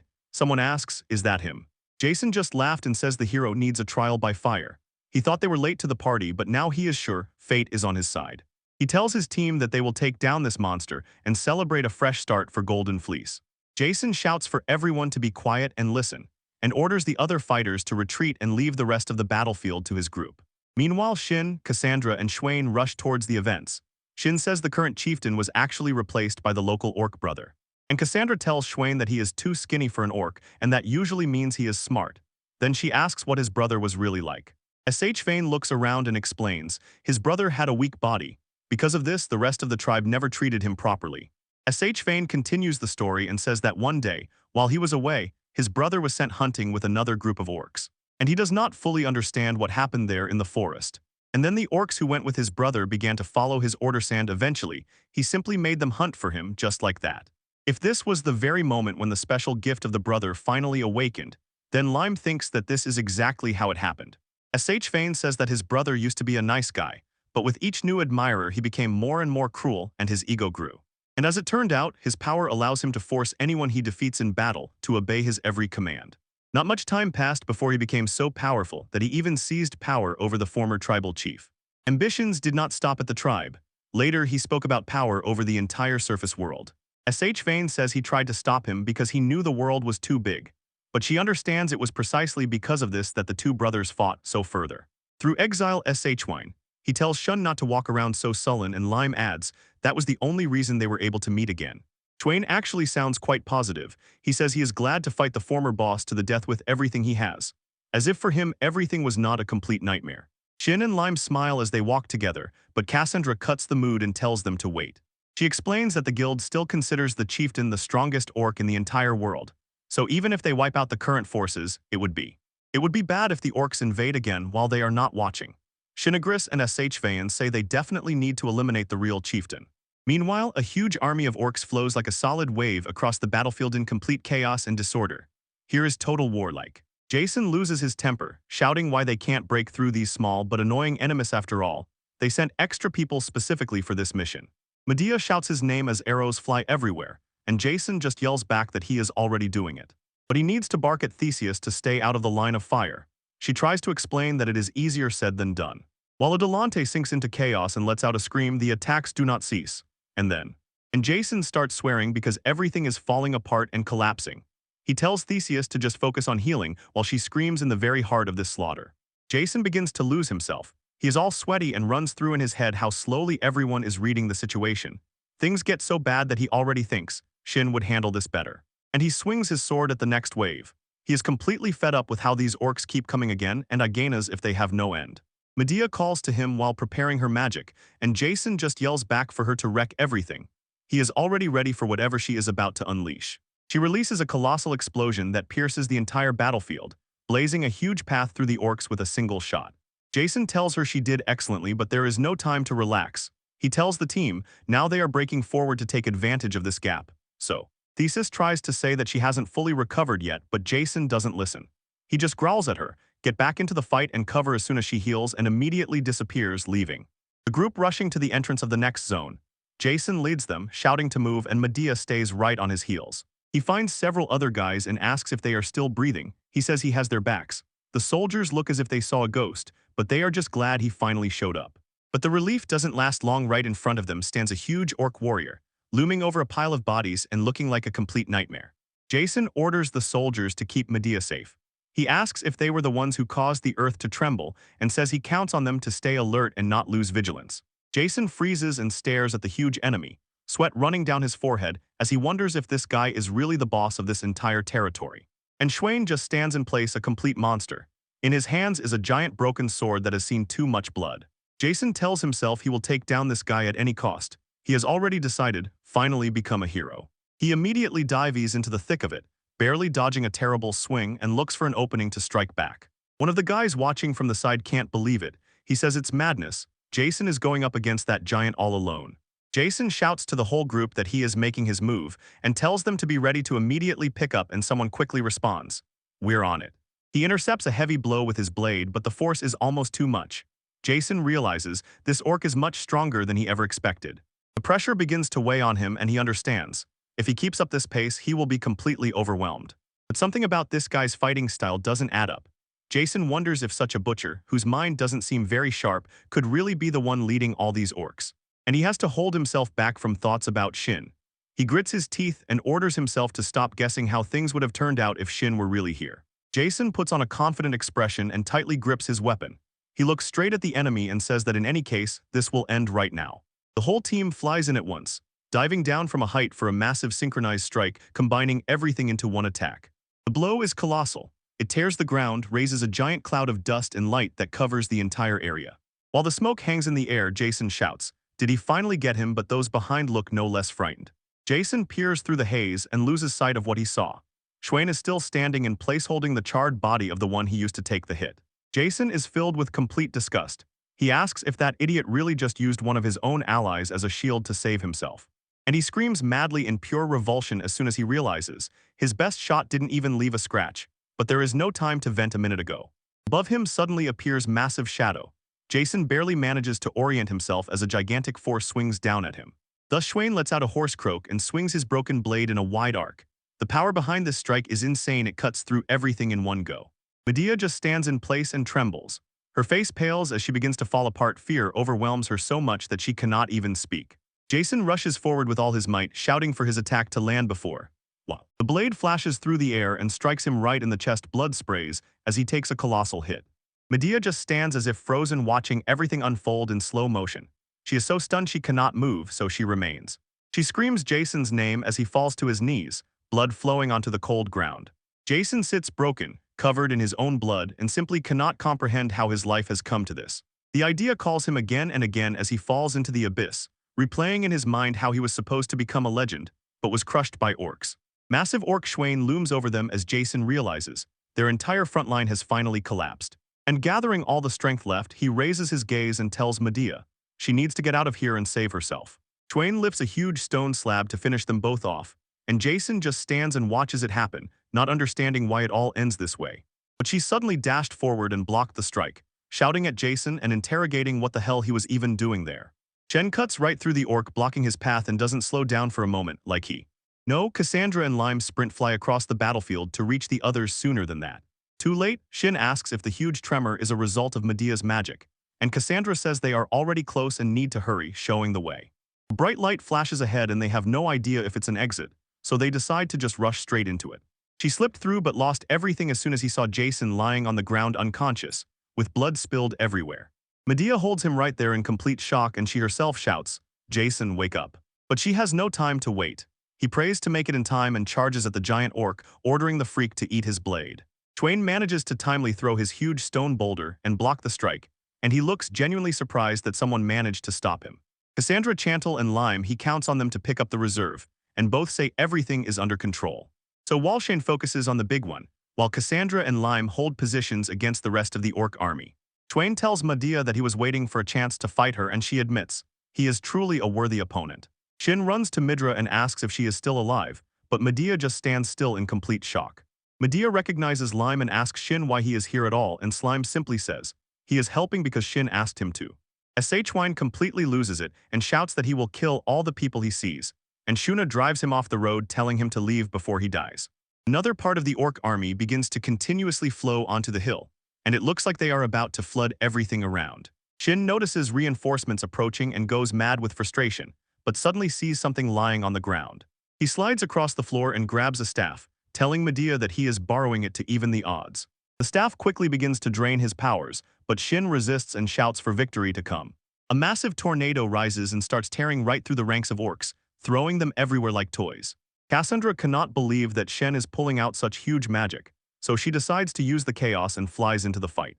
Shin supports the wounded ally and shouts that the flame is Cassandra, finally realizing they are safe.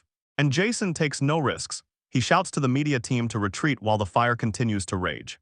Shin croaks as the mana starts to falter because the spell was pushed back, and the team understands. The wounded must be saved immediately. As soon as Jason rushed forward, asking Medea if she was the one behind the flame, he immediately froze in complete shocked silence, seeing that it was Shin. Atalanta and Theses appear just when Jason needs it most, but immediately make it clear how really bad everything is. She explains Lime's forces managed to stop the bleeding, but now he is completely exhausted without any magical energy. As the pressure builds, Jason looks back and asks Theses if she is really ready to handle the fight ahead. While they catch their breath, Jason surveys his gathered team and asks what the situation is on the rest of the field. The point is that everything is securely fixed at the back, so the main focus now is on support from within. Then Atalanta notes that everything depends on whether they can rise again and return to the duel ahead, and she cannot disagree. Shen tells the group that they need to immediately find the orc commander because Medea asks if Shin is really the leader, and Jason begins to explain the situation. Adelante, I can't believe there's another gift owner here. And while Medea says it's too much to take in, Jason asks Shin if he is really sure about this. Shin says he received this information directly from the orc through his translation skill, but Jason still doubts whether he can be trusted at all. Shin says that all the proof is already in how the orc fights, and Jason looks at the dark figure and asks if it is really her. Someone calls the whole fight a matter of aim, while the two sides continue to fight right in the middle of the field. Twain admits that his opponent is actually very strong, showing a bit of respect, even though he charges a giant, heavy blow and drives it in with all the strength he has managed to accumulate. Theseus wonders if her last strike was too shallow as she watches the orc keep moving. And then Schwain starts to panic. He tries to figure out who this woman is and what kind of creature she is, and only then realizes things are already very bad for him. The orc units completely lose it. They shout at their archers to shoot the human girl and take out the traitor along with her. In the midst of all this bacchanalia, Shen surveys the battlefield and finally finds his target. He shouts that he has spotted him. He immediately calls Adelante, telling her to get ready. She gives him the green light as soon as she takes position. He points to the right at the orc with the skull staff and asks her if she can take him out from where they are now. Adelante promises nothing in advance and simply says she will try, fully concentrating as she draws the bowstring and fixes her aim on the target. She lets the arrow fly. It whistles through the air and manages to catch the orc commander by surprise before he can react. Shin sees the hit and almost bursts into flames, asking if they managed to get him. But Adelante already shakes her head. Orc commander crashes to the ground, blood flows, and he himself is completely stunned. Someone took and dared to aim directly at him. Adelante looks quite disappointed in herself and says she ruined everything, but she only smiles and tells her that she did well because that guy is definitely wounded. She raises the discovery to rally everyone for battle, shouting to the entire squad, "Quickly press on the commander now that he has been exposed." The orc commander completely loses his head, shouts for his soldiers to move forward and cover him. Human soldiers also begin to lose control, shouting that they were the ones who managed to shoot down the gift holder. And the rest of the orcs just stand and sweat, and the dust begins to settle and they look completely lost. Shin sees the commander twitching and asks why this man suddenly moves again, but Cassandra already. She dives from above and shouts that she will finish this once and for all, lowering the blade down with a knife. A massive strike that cuts him through. She lands cleanly, and only then does the commander finally fall forever. And she holds the sword high and shouts across the endless battle that the pig demon lord is killed. Human soldiers catch their second breath. The elders shout for others to get the rest of the pigs and all the others. When the dust finally settles, Cassandra calls Shin. He turns around and asks her and the others if they have a minute to talk. The orc commander is not dead. He quietly slips into the dark tunnels while he lost his head because everything went awry. He thought that taking down the mage was a guaranteed victory, and he can't stop thinking about how she ignored everyone else and still went straight for him to the throat. And now he is sure. That guy has some kind of crazy power similar to his own. Although he is boiling with rage, he still shines with self-satisfaction. He managed to switch places with the decoy during the confusion of the battle. And he begins to plan his return, thinking that as soon as he is back on the main layer, he will be able to pull himself together and take revenge because his powers are still more than enough to handle a few people. What really breaks him is his own brother, Shine. He calls him a complete traitor and regrets not using force back then he would have torn obedience out of him while he had the chance. He honestly thought that his brother was the only person on his side. And now he wonders if it was all just Shine's tricks because he was expelled. He is completely disgusted and outraged that his own blood would side with the enemy, especially after everything he has suffered. And also, he let that guy go even recently. He finally reaches the doorway and thinks he did everything cleanly, so he exhales, as he made it just in time. And Cassandra is already standing there waiting for him. She says that this is exactly what she predicted, although she just shrugs and says it was mostly a lucky guess. Shin says that this is definitely a smart move. Let her check that guy's face just in case, to understand if he is planning to act secretly. The orc commander suddenly panics and can't understand how these guys even found his hideout. He recognizes Shin, he was the one hunting him all along, and he realizes catching a smart orc turned out to be much harder than he thought. When he raises his head, he sees Cassandra and remembers it was she who stood up against the former boss.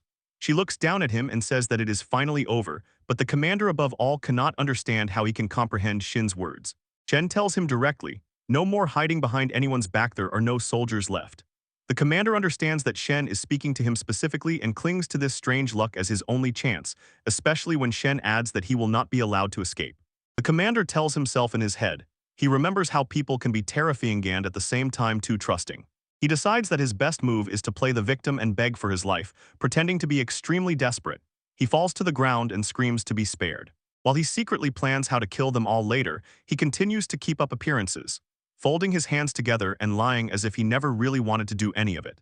He will crawl at Shin's feet again and again, shed tears and insist that he had no other choice but to do what he did.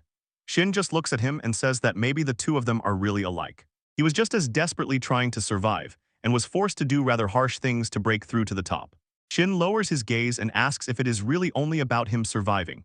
And then also, can the commander swear that he will stay away from the surface forever? Noticing the chance, the commander barely restrains a hidden smile, thinking how easy it is to control these stupid people. The orc commander keeps crawling on his knees, swearing that he has already learned his lesson, while secretly laughing at how naive people are. And she just looks at him and says that now she will tell him one thing for his own good. The commander looks completely shocked, as she explains that his special ability actually allows him to see people's true intentions. Realizing that his turn was over, the orc loses control and orders Shenet to mock him, rushing forward for the final blow. But Chin is too fast, he knocks him down immediately and decisively, even before the orc manages to hit. Cassandra approaches and tells Shin that he did well, understanding. This orc really was a leader even after he tried to hide using a double. And when Shin catches his breath, he admits, the guy was much smarter than he thought, although just a little more and the threat from him would have been gone anyway. Cassandra notices the look on Shin's face and starts asking what happened. At that moment, Shin realizes that he and the orc are not so different. They both were just trying to survive with what they had. She looks him straight in the eyes and asks if he is really going to think about such things, and this confuses him. Then she suddenly starts laughing at him, while he tries to awkwardly finish speaking and explain, standing there embarrassed the whole time. Cassandra steps close to Shin's to set everything straight and says that he is nothing like that orc. That guy saw his own people only as tools to be used, even when Shin had the power to treat her like a pawn. He chose differently to ask her to become his partner, and that was exactly the opposite of that orc, who always used his special gift only for his own greed. So she raises a finger at him and makes it clear he uses his power to help people. It turns out they have nothing in common. She just stands still completely quietly for a moment. Because of this, Cassandra starts to panic a little and tells him not to stay silent just like that, because it all looks too embarrassing. She tries to stay calm, turns away and abruptly disappears, shouting that everyone is already leaving anyway, and they need to go find the rest of their friends. Meanwhile, when everything is already being nullified, Shen approaches Swain and lets him know. From their side, the fight is officially over. Swain glanced at the dead chieftain and just shrugged indifferently, as if to say he was going for a cheap ambush and got himself killed for it. She lowers her gaze when he says Swain's name, but the orc just waves it off, as if to say they fought to the death and his older brother lost. That's all there is to it. He looks back to when he was very small, remembers how the commander actually shared that scrap of meat he had and how delicious it was then. He explains that even before this guy got all that power, he actually had a very good heart. Walshin just stands still and remains silent until the very end. Swain admits that he can't imagine how people mourn their dead, so he asks Shun to take the rest upon himself, and Shun just quietly thanks him. They exchange a firm fist bump, and Swain tells him not to forget the promise they made, and Shin swears that he will definitely come back again. Leaving Shin standing for a moment, he watched Cassandra as she began to walk ahead. He stands there alone for a bit, silently looking at the huge ruined gates of the fortress. Later that same night, the camera switches to the Corinth Travelers Guild. Everything is lit with lights and the place buzzes with people. And in the local tavern, the whole hall is packed with adventurers. After a long day, they gnaw and drink, continuously chewing and drinking. A whole banquet was spread out on the tables, food beyond count, and someone is shouting for everyone to take drinks and clink glasses in honor of finally defeating the Obas. The entire tavern erupts with shouts, as everyone raises their glasses for a huge toast and roars festive congratulations in honor of the victory. But the noise stops abruptly as someone calls the name Shin. He and Lime sharply turn their heads and look to see who it is. A group of girls crowd around, asking if this is the very famous slug everyone is talking about and already pleadingly reaching out to pet him. Left speechless after Shin's speech, he watches as Lime says he will return while glowing from the overly joyful attention. Lime suddenly leaps into the air and flies straight to the girls, and they immediately start fighting over him. One girl presses him to herself and chirps about how pleasant he is to the touch. Shin just watches as his partner behaves like a complete pervert, especially since Lime inside is laughing at how much better the girls are than the boys.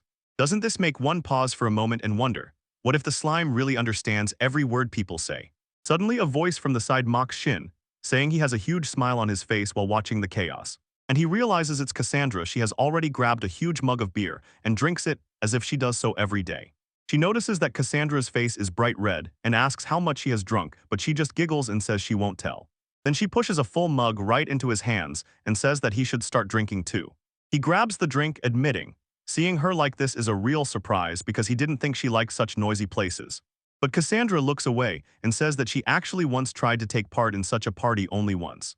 Nothing came of it during the whole time. There wasn't a single person who even tried to approach and talk to her. Shin just smiles and tells her that probably everyone else was too scared to approach her because of her beauty. He makes her twitch and declare that that can't be true, and Walshin just takes a sip and asks if she really believes that. He emphasizes again and tells her that her outfit today suits her very well, and that she looks simply wonderful. Cassandra fully read the expression on his face while saying that he just makes up everything to make her feel better. And a second later, she quietly lowers her gaze and still says, "Thank you for the compliment." Shin and Cassandra are just hanging out near the drinks when some group of travelers suddenly calls her the woman. One guy jumps right in her face and says that the fight with the Orch Lord was incredible, begging to tell the whole story. Cassandra looks completely exhausted while another guy asks again if it's really true, that she defeated the Black Orc and made him her ally. She understands. These are the guys from the front line as soon as they start telling Cassandra that everyone admires her strength. The crowd keeps growing, and some guy even calls her an angel, says she is incredibly beautiful even when she is suffering like this. And it actually touches her a little. You see how many people sincerely want to talk to her now. Cassandra can't handle such attention and starts trembling from panic, declares that she needs to make a round, then abruptly breaks away and rushes into the crowd. As soon as she disappears, she notices Angelina nearby. She looks extremely uncomfortable while some random guy tries to hit on her. And he shouts that he brought a report for her, and this gives her the perfect excuse to tell that guy that she is urgently called away on work matters. Angelina lets out a deep sigh of relief and thanks him for the rescue, but just replies that it is her own fault for being so beautiful. Angelina just throws him a look and says that he probably tells every girl the same thing, word for word. She doesn't stop. She brings up how he was after Cassandra and Pollux, then calls him a complete flirt, and this leaves him breathless, looking very stunned. She laughs and waves it off, saying it was a joke, then tells him that she heard how much real work he put into it. She stepped closer and, stumbling from blushing, said that she sincerely rejoices for him, and Shin Stomer had to quickly respond, "Thank you." He tries to be modest, says it's all thanks to the guild's support, and Angelina just turns around and walks away, humming a joyful tune to herself. Later, she sits at the table together with Cassandra and says that Jason still hasn't appeared in the hall. It turns out Medea said, that guy recovered normally but still refused to show up at the victory party. Let's quietly sigh and just accept it as it is. Angelina claps her hands to get everyone's attention and shouts that Shin is officially the MVP of the entire mission. This throws him off balance. He fusses, trying to prove to everyone that he didn't do that much wrong, and insists that they won only thanks to Cassandra and the team. Angelina keeps dragging it on, saying that their performance was actually just incredible. And she finds it strange that he managed to bring a black orc into the company, although she herself essentially is only engaged in searching for the true leader. She says that the way he leads the monster party is exactly like the legendary S-rank Demon King, and this makes Shin respond that she is definitely overestimating him. He nervously tries to explain that he is actually not their lord or any kind of master. He says that the lime and orcs just help him, but Angelina doesn't believe it and says that she is by no means exaggerating his abilities. She moves closer and tells him straight to his face that she truly considers him incredible, describing how she saw how much effort he puts in to become stronger while risking his life. All because he noticed a real orc lord, and since he won, leaving no loose ends. She tells him that today it's completely normal if he brags a little. She hints to him to go around telling everyone that he himself defeated the boss and leaves Shin completely speechless. While they are talking, Yumi calls from a distance, asking Angelina for a moment of her time. Apparently, Angelina looked quite sad as if they had just reached the most interesting part of the conversation. So she leans in wearing clothes and whispers to Shin that they definitely need to go eat together soon. When she runs out, he is still standing in place catching his breath, thinking, too close to trouble, and only then Cassandra appears and waves her hands, shouting his name to get his attention. She starts pounding with her fists and asks why he didn't call her, calling him mean, and he awkwardly explains that he didn't want to get in the way. She throws a very sharp look at him and says that if it's him then it's okay, but insists they need to drink together. They start clinking mugs, and Shin asks what she has been talking about all the time, noticing that she is already clearly quite drunk. Cassandra blushes and lowers her gaze to her drink, saying that she has been talking all the time about her hero. Shen tells her that he understands because everyone has someone they look up to, and then asks the name of the traveler she is talking about. Pollock keeps the names of his heroes secret while drinking, but she definitely gives Sean a huge thanks for saving her life in that cave. She admits for a moment he really thought it was all over, but he is just glad he made it in time because he's seriously worried about her. She looks up at him with wide-open eyes, completely moved, when she asks if he really worried about her. And then she just bursts out screams like she's happy, and throws herself at Shin so hard that he barely manages to shout his name. Pollock presses his chest against hers and apologizes, blaming it all on alcohol, saying it's so clingy. But she can't help it and still says that he smells incredibly nice. She looks him intently in the eyes and says she has wanted to tell him something for a long time, asks if he will listen to her while standing still and panicking. Just as she begins to tell him what's on her heart, someone yells her name at the top of their lungs and the whole mood immediately goes haywire. It's her brother Castor. He starts lecturing her about indecency and says to rely on him instead of some weakly, but he is cut off mid-sentence. Pollock calls his brother a complete idiot for ruining such a close moment, while Castor rolls on the ground and roars as if his tires were smashed. She starts to ask what exactly she wanted to say before the interruption, but he changes his mind at the last moment and decides the conversation will wait for another time. Pollock, with a creepy smile on his face, tells Shun that he can't believe he ignored her just to approach other girls, otherwise he wouldn't have done it. He tries to explain that he wasn't bothering anyone but stumbles and says he was just talking to the girls. He instantly realizes he just dug his own grave with his own hands. Pollock snaps and shouts that he will knock that insolence out of him and turns what was supposed to be a simple imitation of a fight into a complete one-sided defeat, so that the opponent lies face down on the mat and is completely broken. Already the next morning, Shin opens the window and looks outside at the quiet town. And he begins to think about Cassandra, wondering why he once decided he could defeat her, yet still feels relief. They went through everything together and were partners. Several days have passed since that orc fight, and the guild has finally returned to work as before. Ocean is about to go out together with Lime, grabs a small thing and tells himself that he probably should take it with him just in case. He hides the thing in his gear, sincerely hoping that he will never have to use it for anything that happens next.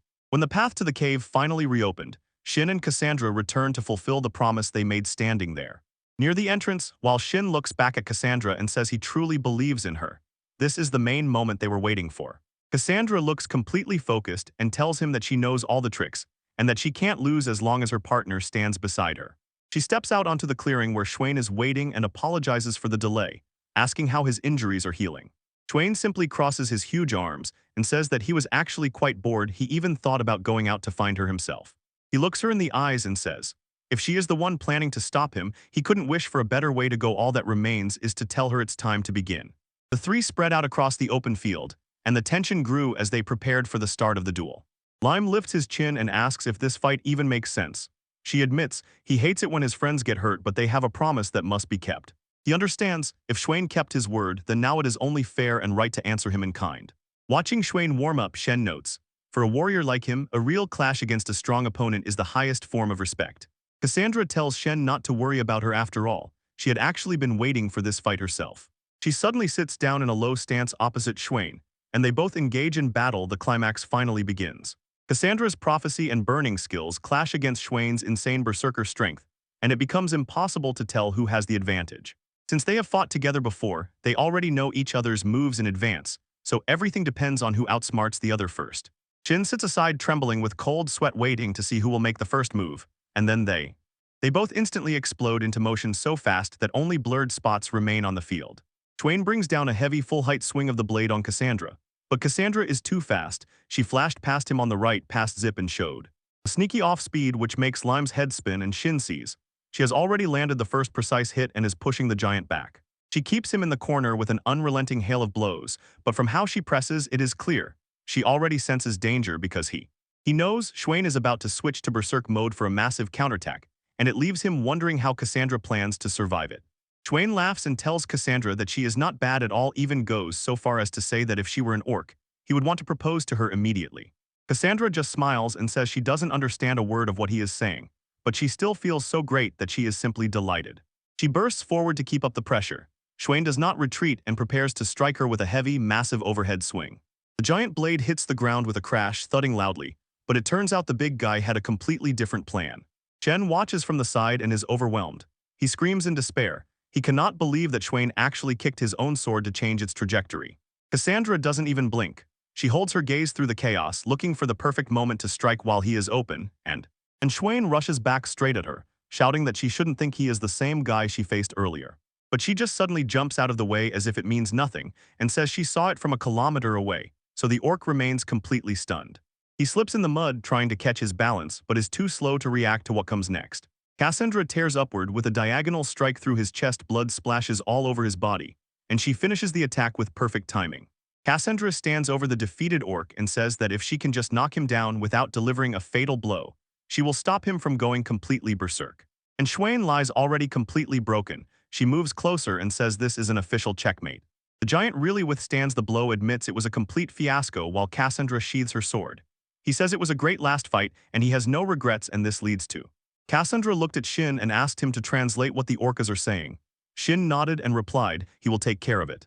Shen turns to Schwain and asks why he didn't wait until his wounds healed before jumping into this fight, and the orc just replies, does he really think about that?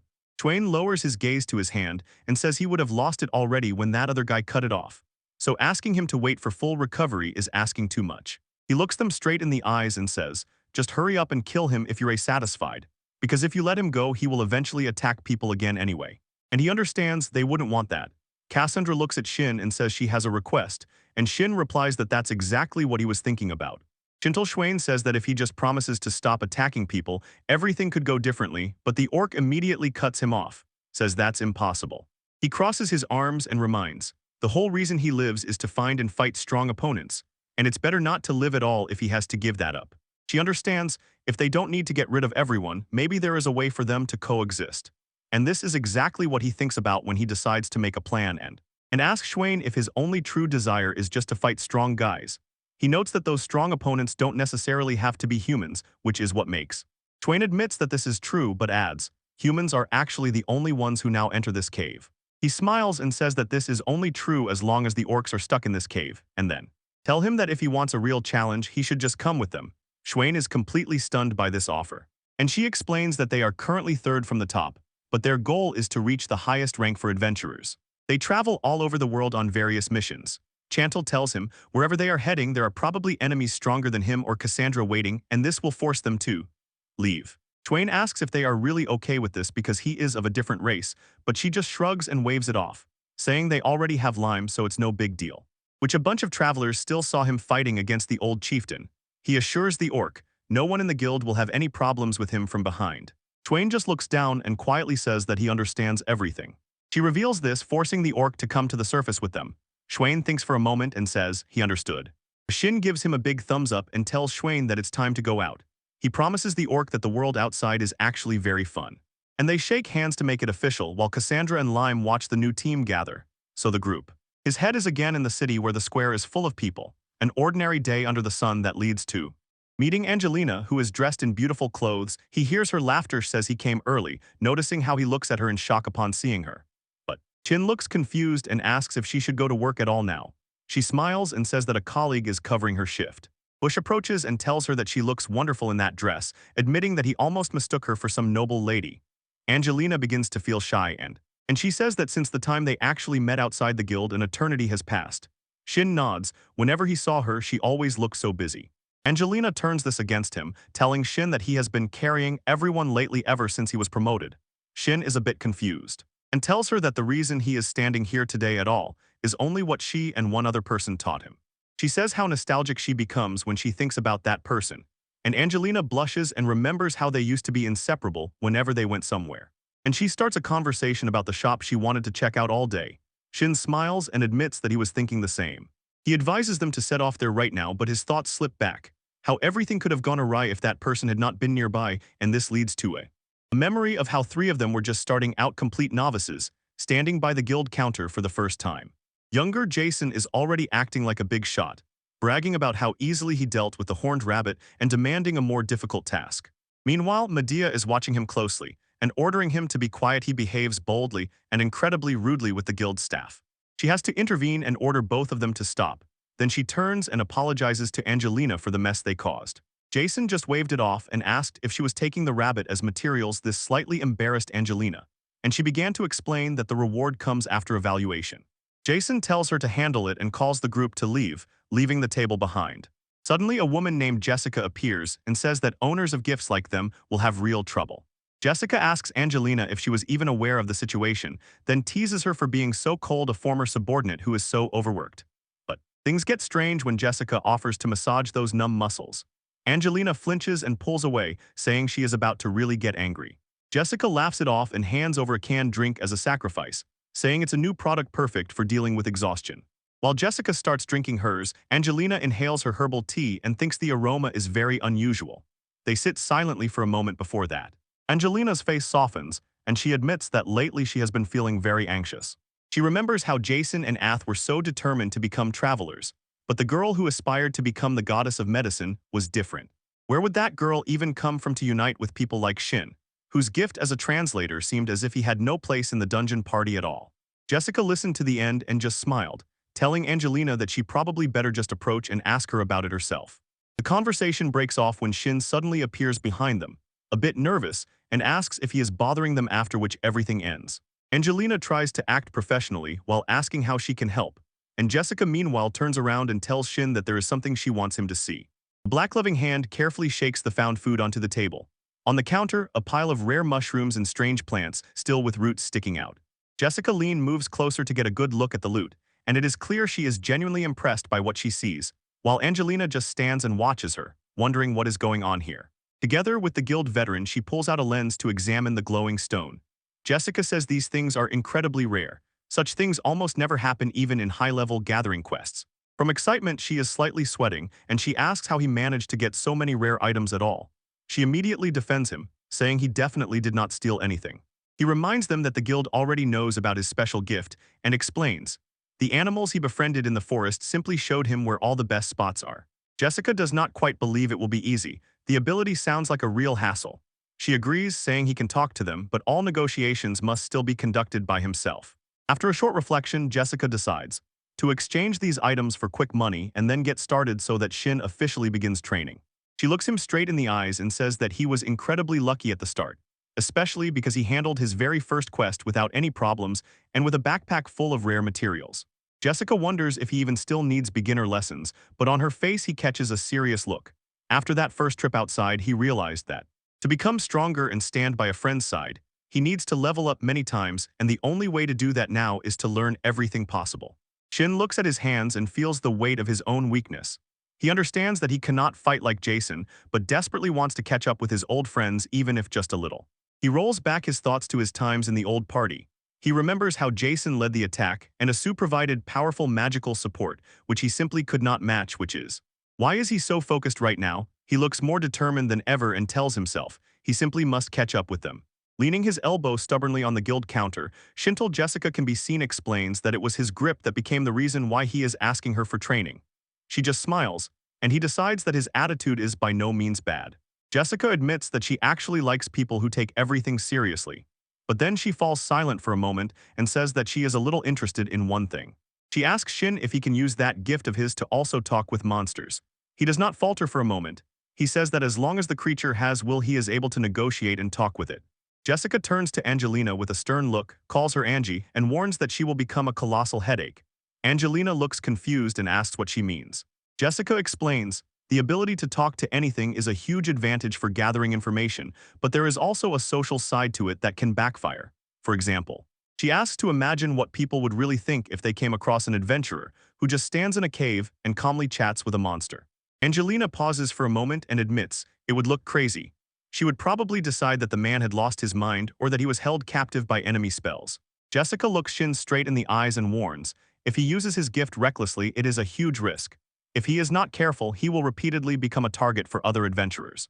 He begins to panic and asks what he should do at all if his only real skill makes him a target. Jessica simply raises her hand to calm him down, tells him to relax and finally listen to what she has to say until the end. She says that right now he needs not more strength, but a better reputation. She says he needs to focus on earning the trust of the guild and the Hitori family. Their goal is to have as many allies as possible among the local masters and merchants. Angelina says that there are no big jobs for him to take on anyway, and Jessica agrees with her, surprised that a newcomer could handle it alone at all. Suddenly, Angelina realizes that there is a perfect solution to his problem, although she looks a little worried about what Jessica might be planning. Jessica throws wild looks at him and tells Shin that she and Angelina will cram all the information about the guild and this city into him until he spills everything. She stands still too confident, giving herself away. In fact, she is a C-rank instructor and wants him to work as her personal assistant. When she asks Shin what he thinks about the idea, his eyes light up and he immediately grabs the chance, pleadingly begging her to let him take this job. The next weeks for Shin blur into a continuous fog. He is constantly on the road delivering errands and spending every day off from his main party, watching Jessica and eventually carrying heavy equipment on his shoulders uphill, actually teaching him all the subtleties and introducing him to her huge network of contacts. Time flies and then, full annual subscription, hard work finally pays off as their team's rank rises. Mention's reputation begins to grow while Jason celebrates the party finally reaches D rank. Jason feels he overestimates himself completely, swinging the new sword and boasting that he will get A rank in seconds. He turns to Shin and says he needs to stop hanging out with weaklings and finally train. But Shin does not swallow this. He reminds Jason that his connections are the only reason that sword even exists. Asu looks at them and thinks, Shin's growth only means one thing: she will have to deal with even more work. Angelina freezes for a moment, weighs it and decides, for now she will honor Shin's request. Jason does not let go. He snorts and pulls out some rumor he supposedly heard, that some traveler died at a party Angelina was supposed to oversee. Shen tells him to shut up, explaining, once you reach D rank, everything becomes much harder and accidents happen on their own. Jason pretends for a second as if he understood everything. He admits that they could be cut down if they relax, but then his ego kicks in again and he boasts that someone as cool as him would never make a mistake. When Shin starts to leave, Jason shouts after him, asks where he is going. Shin just waves his hand and says he is heading to a meeting. The scene shifts to a bar. Shin is completely out of it, lying sprawled on the counter next to Angelina, and it is clear that he has drunk quite a lot. Finally, barely opening his eyes, he wakes up in a haze and does not understand why he fell asleep. Then he remembers. Jessica recommended the same drink and it dawns on him that his head is just splitting with pain. He only catches the end of the conversation. Jessica apologizes to Angelina for something that happened. He intervenes and asks both of them what they are talking about. Jessica did not stop. She was telling how one of the parties just broke into D rank and how they were at their peak and burning with desire to start making real money until. While she tries to calm Angelina and insists that this tragedy is not her fault, Angelina just looks down and says she never wants to see someone else die. She looks at Angelina's sad face and asks the obvious question, if the job makes her so unhappy, why not just quit? Angelina mumbles into the counter that it is impossible because she actually loves her job, and too many people depend on her. Sin just nods along with her. He recognizes she is so devoted that she cannot leave. Jessica jumped up to back her up and told Angelina to be more confident because her job really saves people. Angelina replied quietly and barely audibly, and she felt a little lighter at heart. While Shin lies unconscious on the table, Angelina looks at Jessica with a face full of anxiety and begs her not to end up like the others. She just wants her to stay alive. Jessica just laughs and waves her hand with a big smile, as if to say dying is out of the question. She has already saved up a lot of money for her big goal, so she has a reason not to stop. Jessica says she finally found a way to open her own shop and retire, so she won't let anyone kill her. Angelina thinks it's a cool idea and makes her promise that she and Shin will be the first visitors. Not much time had passed since that night when Jessica officially retired from her position as an instructor. Around the same time, Shin was climbing the ranks like a lone traveler, but everything was about to change as soon as he. In the end, I took on Jesse's old job training new recruits. Everyone had to dive even deeper into their own lives, so the three of us could hardly wander together as often as we used to. Angelina was also moving upward, eventually winning herself a promotion in the guild.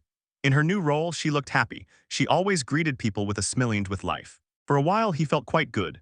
Shin forced himself to train every day relentlessly and felt as if finally everything was falling into place. As the days dragged on, Sheena was suddenly called out somewhere nearby. It was exactly what he feared would happen at any moment. And he immediately turns around to ask Pollack what happened. She is all shaken up, gasping for breath and cannot even say the name Jessica, but then she finally pulls out that Jessica was just brought in and she has very bad injuries. Pollack recalls, the entire guild is now overwhelmed with complete panic, but she doesn't even wait for details, just breaks away and rushes off. By the entrance to the guild, everyone is simply losing their minds, shouting to immediately clear the way for emergency assistance. Angelina stands there in complete shock, and another girl orders her to look away before she sees too much but this. Late burdens are carried past, dragging a bloody trail behind, and everyone understands. Jessica lies there. Finally, he actually reaches the stage all in panic. He shouts at Angelina. He finds her safe behind the counter, and someone nearby exhales with relief, at least she is intact. But Andrew. Jelena just looks at him and says that the guild leader warned he will most likely show up. She is breathless after the sprint, barely standing and unable to catch her breath. Angelina looks away with a heartbroken expression, quietly tells him that she is fine and that he just needs to go home for a while. She stays behind and tells Angelina that he can't just take off and leave when she is so upset. And Angelina replies, she is ready to listen if he wants to talk. And suddenly she orders him to shut up, and this completely throws Shin off balance when he says her name. Angelina finally cuts in, shouting that she is fine, and ranting that in the end she will die just like everyone else. She does not quiet down, tells him to stop being so kind and to stay away from her altogether. Ocean just looks at her seriously and says straight out that he will not die.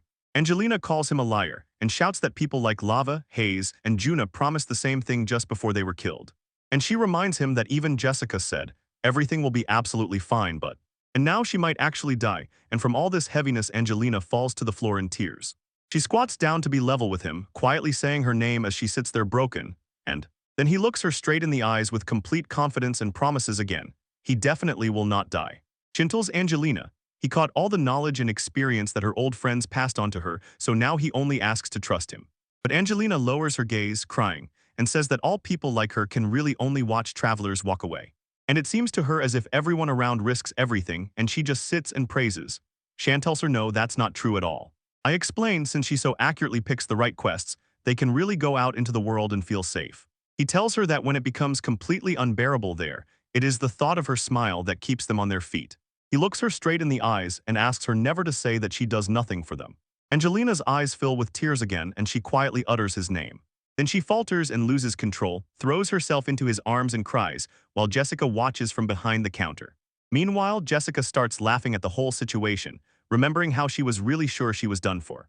He can't help but tease Chin about his cheesy, I won't die, so he hides his face, completely dying of shame. Angelina sighs noticeably with relief and tells the group that she is just incredibly glad. Jessica is safe and sound. Jessica just winked at her with a huge smile, saying that she did give her a promise after all. While they chat in the bar, someone points out that Jessica's time as a traveler is officially over. Because it's even better this way, she finally opened the shop she dreamed of, and it turned out she already has crazy success with all the local girls. Jessica leans in and whispers to Angelina, asking if the person nearby really has a connection to Shin. Shin and Angelina both look completely confused by the question nearby. At the table, Cassandra is just sitting next to S.H. Wayne, and Lime all stunned to see that she came and is hanging out. Cassandra blushes, explaining that she just happened to drop by and saw them, but didn't want to interrupt their moment. Shin tries to settle everything, asks Jessica to bring food that the whole group can share. So, Jessica just smiles at him slyly as she grabs a snack, saying that lately he has definitely picked up some smooth manners. Jessica says she will go place the order while the group heads to the terrace, so she just says thank you. He leads the others outside while Jessica waves from the bar. Everyone clinks mug to mug, celebrating the completion of the mission. And Shin and Cassandra begin to dig deeply and persistently through the huge spread of food. S.H. Wine stuffs his face with food while Angelina and Jessica talk nearby. Cassandra asks if these are the comrades he gathered himself, and says they look like quite a decent company. Jessica agrees, although she admits she was shocked that he started getting drunk on monsters and leaves. I am impressed that the leaders actually approve the party despite Shin's achievements. Angelina looks completely exhausted and says the whole process was a real huge ordeal. Then Jessica asks if Shin already has a name for his party, but he and Lime have not yet come to a final decision. Cassandra finally throws out a name for the group Legion, and everyone else stops to digest how it sounds. Shin loves it but wants to be sure everyone is on board. Cassandra and Shwine don't mind, and even Lime thinks it sounds cool, so they decide to make it official right here. The whole team clinks glasses in a friendly toast, and she declares that from today they are officially called Legion. Late that night, Shin heads back through the city streets under the bright full moon, quietly humming some small melody while trying to remember exactly where that house is. Lime and Shwine have already left, and he stands thinking about food and a place to spend the night. While he approaches the building, he notices someone is standing right by the entrance door. So he ducks down and hides behind the wall to remain unnoticed. Nearby, a rat speaks up and says that this person was lurking here even before the sun set. Shin thanks his little informant and peeks back around the corner, then suddenly notices something that makes him freeze. The worker is holding an object in his hands that is too familiar to ignore. He simply decides to approach and look them in the eyes, stands a few steps away and asks if she is really Sue. The moon hangs over the city, illuminating the clouds in the quiet night. Where Sumo waits right behind the door. She looks very irritated, calls Shin an idiot and grumbles about how long he has been standing there. Shin just stands still frozen, looking at the girl in the hood and not knowing if it is really her.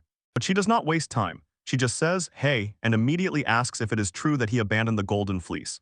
She is completely confused and already knows. Before he can explain anything, she jumps into his arms. He has no idea what is happening, especially when she starts leaning in very close. And after a long breath, she looks straight at him and says that he smells like another woman that. This completely throws him off balance. He turns red all over like a madman and asks her what she is even talking about. He tries to keep himself together while choking on his words. He asks her why she is even hanging out in front of his house at this hour. So Soasu finally steps back and takes the matter a bit more seriously, telling him that she came for one thing.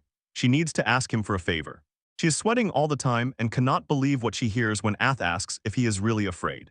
She looks him straight in the eyes and says she wants him to come with her to the village of Gorgons. Shin just stands still, completely stunned, and repeats the name of this place again and again as if he cannot comprehend it. The mood is heavy, so he tries to lighten the tension and suggests brewing some tea. He just asks her to wait a second. Well, he settles comfortably and takes off his coat, showing his ranked equipment. While they settle in, she becomes suspicious and asks if she was in the group that agreed to expel him, wondering why it happened. She appears now and comes with a request. He hands her a hot mug and warns, be careful with it. She takes a sip and asks him to tell what happened while she was gone. She quickly realizes that she hasn't even had time to talk to Jason yet. He sits down and tells everything in detail, what happened since his expulsion, how they created a new guild. 8 does not smile or move a finger and glares fiercely. She looks at him and asks if he has even the slightest idea why she is so angry right now. He should already have started sweating, and he thought, for some reason, he is the one getting reprimanded right now. He bows his head low and apologizes, says that honestly he just doesn't know what to say. Af lets out a long sigh and tells him that he just needs to listen to her for a second. Leaning back, she asked if he had even found time to sit down and properly discuss everything with Jason. She reminds him once the three of them promised to become heroes together. Ath insists that Jason would never truly want to kick him out of the party, but Shin retorts. Jason told him straight that he is not strong enough. He remembers how Jason told him, lately he has been helping others more and more, and it seems as if he has already given up on himself. So, Math says that Jason is just a complete idiot and dishonest with his feelings, but he probably just wanted to cheer him up with a kick in the ass. Such an expression appears on her face and she says, she is sure that silly woman was the one who whispered in Jason's ear while she left. Ath begins to mock Medea, acting out how she probably told Jason that she would check if he was even worthy of their company. And he is sure it was she who told him all that filth. When Sheena asked if he no longer knew what Jason was like, he a stubborn block. Since they grew up together, Sheena had to admit, that guy had always been a terrible problem. He looks away. He tells her that even if she is right about how Jason behaves, there are things people should not say out loud. Shin falls silent for a moment, as if a heavy burden weighs on his mind. Ath stares, looks down while explaining. She was angry at him and Jason, but in reality, she was also angry at herself for not noticing how much he was suffering. And she bows deeply to him, saying that she truly regrets it. She failed him, even though they have known each other forever. After the apologies, Ace raises his eyes and asks point-blank if this means he really will no longer go to the party at the Golden Fleece. Jinklench punches so hard that his hand shakes, and he tells Ath sorry. And he looks her straight in the eyes with a serious face and says that he has zero intention of ever going back there. Fleck gasps and says she understands, accepting that's how it is, those. She adds that he must not relax because she will still properly punish both him and Jason. A visible chill runs down the spine from this. Ath changes the subject, tells Shin that she has one more question. She's a bit nervous as she asks what Cassandra is really like. She smiles and says that she is a wonderful person. She explains, she is a bit shy but incredibly skilled, and he definitely knows that he can rely on her. Ath leans back on the bed. She says that finding someone so reliable is always difficult unless you are dealing with a high-level B-rank guild. She says that everything is fine for now and adds that they still don't have any active guild jobs. Then he asks if he can check with the team about everything. Ath gives him a quiet smile and thanks him. While she just looks relieved, finally everything between them is like before again. The night continues, the full moon hangs high above the city. Finally, 8 gives a big yawn and says that she is completely exhausted from talking for so long. Shin puts his drink on the table and suggests they go to the guild together tomorrow morning. And she immediately agrees to the plan without any effort. Suddenly Eth starts settling down right there, says he is going to sleep. And immediately panic sets in. She remembers that this is actually his room. And she just blushes and says that it doesn't bother her at all. They have slept in the same bed since they were little. Her whole face flushes red. She starts sweating, shouting that back then they were still just little children when they were used to sharing one bed. Ath completely ignores his hysterical breakdown and simply settles under the blanket, grumbling good night, as if nothing terrible had happened. Shin tries to stop her, shouting that he hasn't finished speaking yet, and asks if she will really kick him out when he literally has no roof over his head right now. Ath only peeks out from under the edge of the blanket with a sad expression and tells Shin that he is actually very cruel to her. It really works on him. Even when he is still confused, he exhales and tells her that she can stay only for one night in. She laughs through sleep and smiles into the pillow, telling Shin that he really is a very good person. Shin gives up and says goodnight to her, sits on the floor next to the bed and helps Tucker get settled. He looks exhausted but tells himself it's time to pack his own things and finally get some sleep. As soon as he starts to move, Eth grabs his sleeve in her sleep and mumbles for him not to leave. Shinji looks down at her and holds her in his thoughts like a Sue. He realizes how crazy it is. He returned and found that his whole party had almost fallen apart and his other childhood friends are still missing. He looks quite depressed, sitting and thinking about how his other half started a new party and left him completely alone in this city. Mathematics tells him that it's normal and whispers she is nearby, and she remains silent. And the sun begins to rise over the large stone building where they spent the night. She starts waking up at the table, rubs her eyes, smells the food being prepared, and asks what that aroma is. And he yawns widely and says, "Good morning," stretching his back. Ath says morning to him with a slight blush. She says she prepared breakfast with troll meat and herbs to give him some energy. Shun. He thinks it's a new recipe, even if the meat sounds strange. But Ath looks worried and asks if she was intrusive since he is clearly exhausted and tired. Shin sharply tells her no, no way, and adds that he was actually just thinking about how all this evokes nostalgia. He tells her that he just needs to eat and takes a big bite, completely overwhelmed by the taste. He is surprised that it really tastes good like pork, and Ath smiles and says she knew it was her best work even now. Shun finishes drinking to the end and in his thoughts notes, despite the strange ingredients, the food turned out simply wonderful. He puts down the mug and thanks Ath for the food. Ath. She takes a sip from her cup and says that it is a big event that he comes to them with a request for work. She notes that it seems he has finally started moving forward for real, and then the conversation shifts to Jason. He explains that during his travels he came across real leads. It seems he is on a mission to find everything needed for the panacea. And Jason makes it clear that he wants to apply specific skills to get it. Returning to the present, Shin lays everything out for his new team and asks everyone what they think about taking this job. Shenwender says aloud that if a difficult task means a chance to finally test himself against someone strong, he will do it. And Sachwine just hopes that all this will turn out to be an easy paycheck. Cassandra is completely out of sorts and asks Shin if he is really okay with helping someone. She reminds him, these are the same people who once just threw him out on the street. She tries to wave it off, saying that this is a misunderstanding, but Ath immediately picks up, rushing to clarify everything. She says, this is not about that old group but a personal request from her. A truly serious expression appears on her face, and she says that she would never have allowed those guys to send him away if she had been there. She clearly makes it clear, this would not have happened in her absence. Tense silence between her and Cassandra, they just look into each other's eyes, not averting their gaze. Shin quickly cuts in between them and breaks the tension. He shouts for both to quiet down because they are still inside the guild. A voice from the side confirms he is absolutely right. She is surprised to see Angelina approaching them, and immediately tells him straight to his face that Sue is on his side. She adds that his trust as a client is unwavering, and the whole deal looks much more convincing. ATH reinforces this with a promise to pay half the reward right now as a deposit. Plus, you will provide all the materials they need. Angelina says she can personally vouch for him, she has known him since he was a rookie. Then she turns to the crew, what do they think of him? Cassandra takes a pause to think it all over and mutters that it seems they really have no choice. She seems to officially inform everyone that they are taking this job. Then she looks at Shin and asks if he was going to go on this mission even if the rest said no. She says that being a partner means seeing right through him, yet she still checks if Sue and SH Wine are okay with the plan. She looks very tense about this situation, but SH Wine and Lime are fully on board and already ready to set off. Cassandra introduces herself to Ath as a trail, and behind her Schwain and Layman say their names, standing straight and tall. Shin pulls out papers to make the contract official, but Ath is distracted by something. His voice sounds too familiar. As they walk through the city streets, Shin thinks about Ath's sister, who was mentioned earlier, and watches as she points to a nearby shop. Schwain catches the moment and examines new gear, checking the edge of a huge blade at a local stand. Later in the library, Angelina peeks at Shin to check if he has come across anything scary among the old files he is digging through. The records describe a terrible monster created by demons. It is so strong that it can eat through mithril. Shen says that the last time this thing was seen was just near their destination, but Angelina hopes she is just overhyping old rumors. She can't help but sweat a little, warning him about the danger of running into an A-rank monster somewhere. Shin waves it off with laughter and tells her, if something scary appears, he'll just grab Ath and run away. Chun feels much better when he finally has reliable allies nearby. Schwain and Lame grumble gloomily, sealing the agreement, and Shun swears he will make sure everyone returns safely. And just then, Ath arrives in a large horse-drawn carriage and apologizes for the wait. Cassandra is actually very shocked.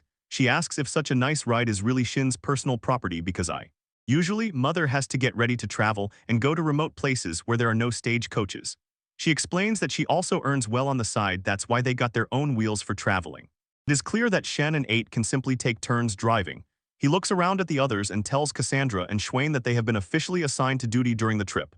And with that, he shouts for everyone to move from the spot. Their goal is the remote village of Gorgon, so the carriage begins to roll forward across the rocky plains. When they set off on the road, Shen looks back and asks if the two girls want to lie down in the front of the carriage to rest. None of them wants to move from the spot. Cassandra says that they should rest with him, but Ath disagrees. She insists that she is fine and that Cassandra better go inside, leaving Shen stuck between them. Cassandra only sighs and says that they all need to do their best to get along well with each other on this journey. Their journey stretches across any landscapes. They camp and, exhausted, wash themselves on the go. After some wandering, Cassandra peeks from behind and notices that the forest is becoming increasingly dense. Chanati muttered to himself and said that they were almost near the village. They would use it as a base. He thinks if everything goes as planned, they will already be there by evening. But suddenly, a dull knock sounded from the back of the carriage and he is confused. SH Vane warns Sand guests are already being called. He sniffs the air, listens carefully, and says he doesn't smell any strong odor but still doesn't mind the fun. And just then, the group realizes they are surrounded by a huge swarm of my tango monster. Schwain jumps down to deal with it while they make it clear that they do not want any problems. He asks the creatures to just let them pass, but it's all in vain. She sees the leader will not listen to arguments and understands that something is wrong with Nyan-chun, so she. SH Wine steps forward and tells Shen to just leave the fight to him. Shin shouts a warning about poison, and Ashwin begins swinging his heavy saber, clearing the way. And Cassandra also throws herself into the matter and declares she will make sure the crew is protected. She says she will take care of it. And let's release a burst of energy to pierce the mushroom monster's back with an explosion. Angelina looks shocked as a massive wall of fire destroys the monsters. And Shin just looks at her and asks if she sees how impressive Cassandra is. But it's not just about her. SH Wine moves so fast like a black wind, boasting some wild power as he tears through the swarm. And even despite all this, Shen realizes there are too many enemies, they can't defeat them like this. Cassandra asks Shin what the plan is, and he is already ready to answer when everyone notices something strange. The monsters start bubbling and sticking together, then melting into each other. Shin notices the danger and shouts to SH Wine to retreat immediately as soon as the ground begins to tremble. The group retreats in time to see a huge, disgusting mass appear and spread right before them, and it screams piercingly, asking what the hell this even is. It turns out all those monsters they just defeated are merging into one giant creature, and it can't even believe what it is seeing. Someone tries to disperse it with wind magic, but Chin shouts that you can't just leave the thing to grow idle. Cassandra looks into the eyes of the huge beast and says they need to finish it off right now before things get even worse. Others ask how they can deal with it, and she explains, if she uses all her power, the entire forest will be wiped out too, and she understands that as a real disaster. The huge mushroom monster lets out a loud roar that shakes the entire forest.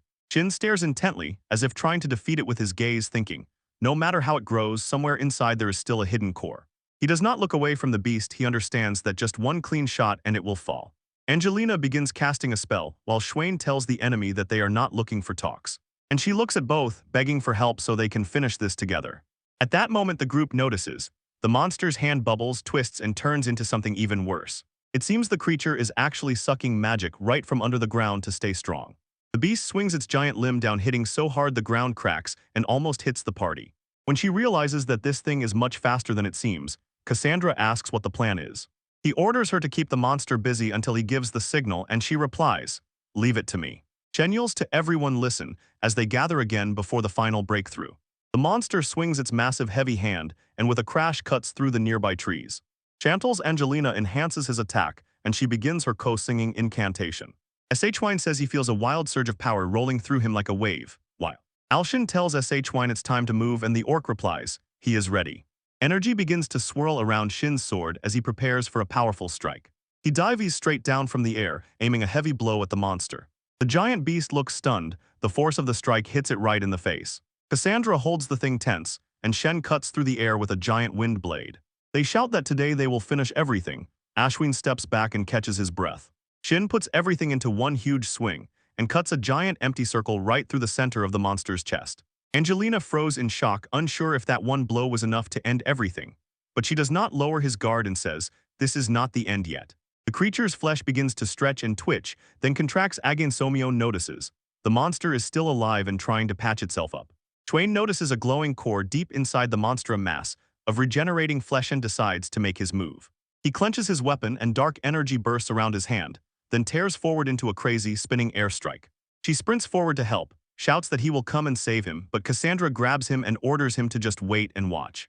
The blade fits perfectly into the monster's core, and Schwain just sits in place with a smile, quietly chuckling because the giant creature finally begins to dissolve into nothingness, and Shen raises his sword high and joyfully shouts that he has finally achieved it.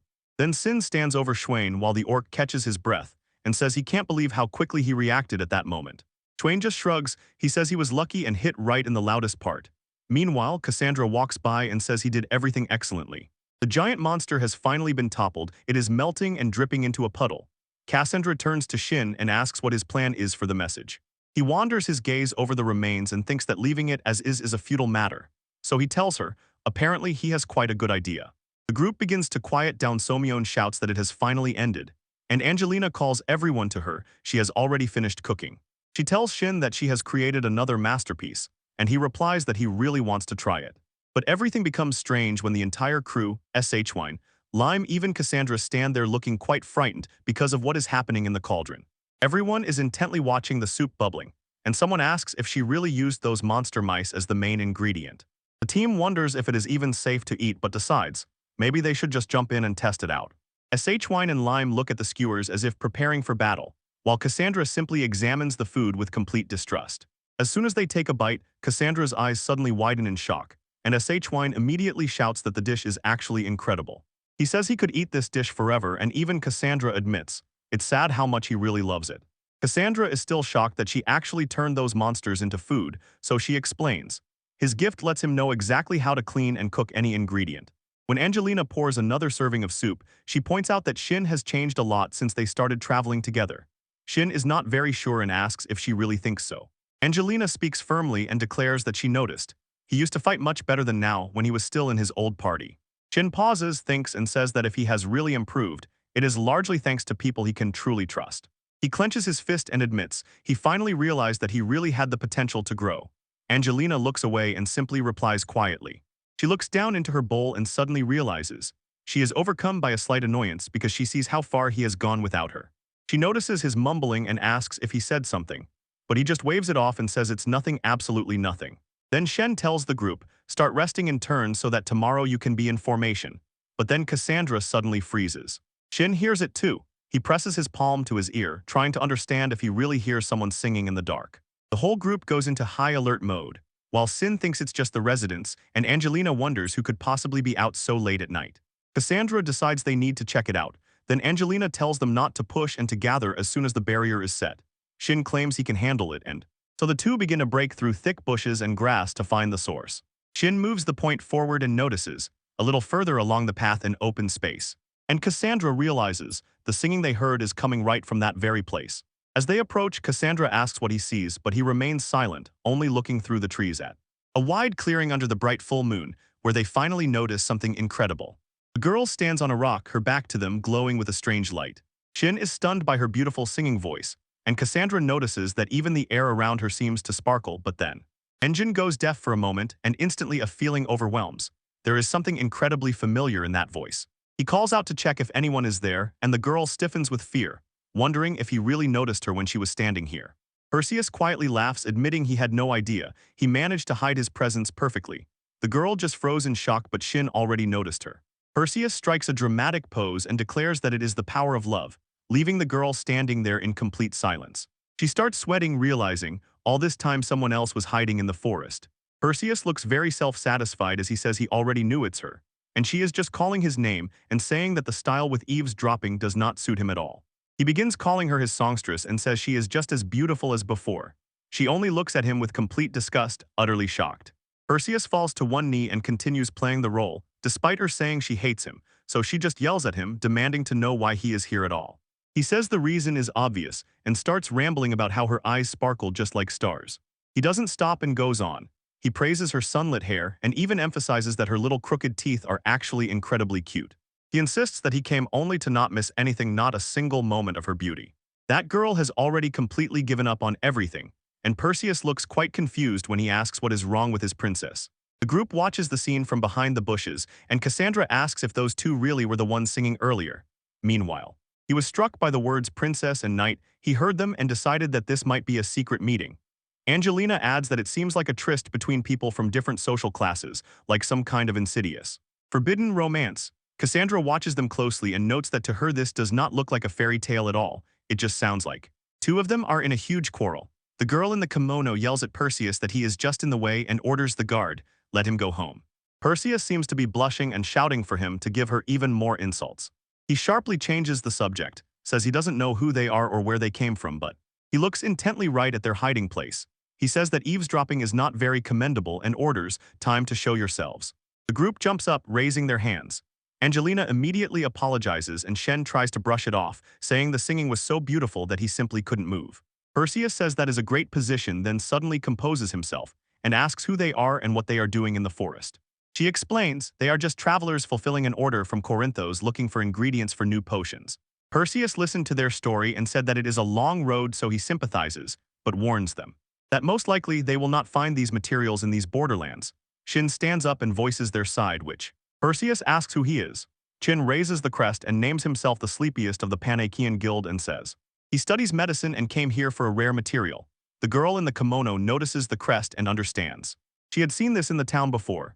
Angelina asks Shin if he is sure about this, and he decides they just need to tell the truth, so he shows the material he is looking for is the blood of a monster named Gorgon. Perseus completely loses his composure and demands to say what you just said, in front of everyone nearby. The girl whispers his words again. Her hand begins to tremble as she asks what he meant by that, and suddenly her hair turns into hissing snakes. She screams that the people who kidnapped her sisters were. She points to the right at Shin's group, shouts that it is them, and says she will never forgive them. Perseus loses his head over the kidnapping accusation, and Shen tries to explain that this is all a huge misunderstanding. But the man just reaches for his weapon, muttering that talking is useless. With a girl like that, you can't argue, you can't prove anything by force of logic. He pulls out a huge curved sword and tells them to take it as mercy, because very soon they will become nothing but rust on his blade. Shin is surprised to find out what kind of sword this is, but immediately shows he was not going to just stand and wait to be killed. Perseus suddenly bursts forward with a crazy burst of speed, momentarily confusing Shin. Cassandra steps forward and perfectly blocks the strike, telling him she knew he would try something like that while Angelina is watching. Perseus manages to see a strand of her hair and freezes solid, asking if she is really a demon. She doesn't even worry and asks if he is finally ready to sit down and talk, because now he is dealing with a demon. Instead of fighting, Perseus begins to tremble and calls himself pitifully, saying that she herself had to go through terrible pain. He looks her straight in the eyes and asks if she really means to say that now she is playing the role of the hunter. The clash between Perseus and Cassandra intensifies. Perseus mutters that the whole fight comes down to going in circles, but you need to. He is actually worried. He has never seen Cassandra pushed away so harshly and definitely feels Perseus moves much faster than any ordinary beer anchor. Angelina screams name she sees, The situation is rapidly going downhill, especially considering that Cassandra has to put everything into her strikes just to keep him occupied. With heavy counters, he barely defends himself. She almost doesn't let him break through while they exchange hard blows. She tells him that everything is under control, and that he needs to stop watching and go help the girl in the kimono before things get worse. Shin breaks into a run, but as he approaches closer, the girl raises her gaze and says she will now release her demon eye. Her eyes flash with a strange light as she shouts for him to turn to stone. Shen tries to block the glare, but he is a second too late. The petrification hits his hand and instantly begins to spread. He freezes for a moment, looks at his hand. Now it is completely made of stone. Its weight. He restrains it and the girl notices. He clearly knew about her power, though he says he was just not fast enough to dodge. She realizes, if he had not prepared several countermoves in advance, that last move would have turned into a disaster. And now he just hopes that Cassandra and the others with them are okay. Perseus stands and pretends to be overly confident and proud, admitting that the mirror shield really caught him off guard, while the girl clicks her tongue and clearly grimaces in irritation.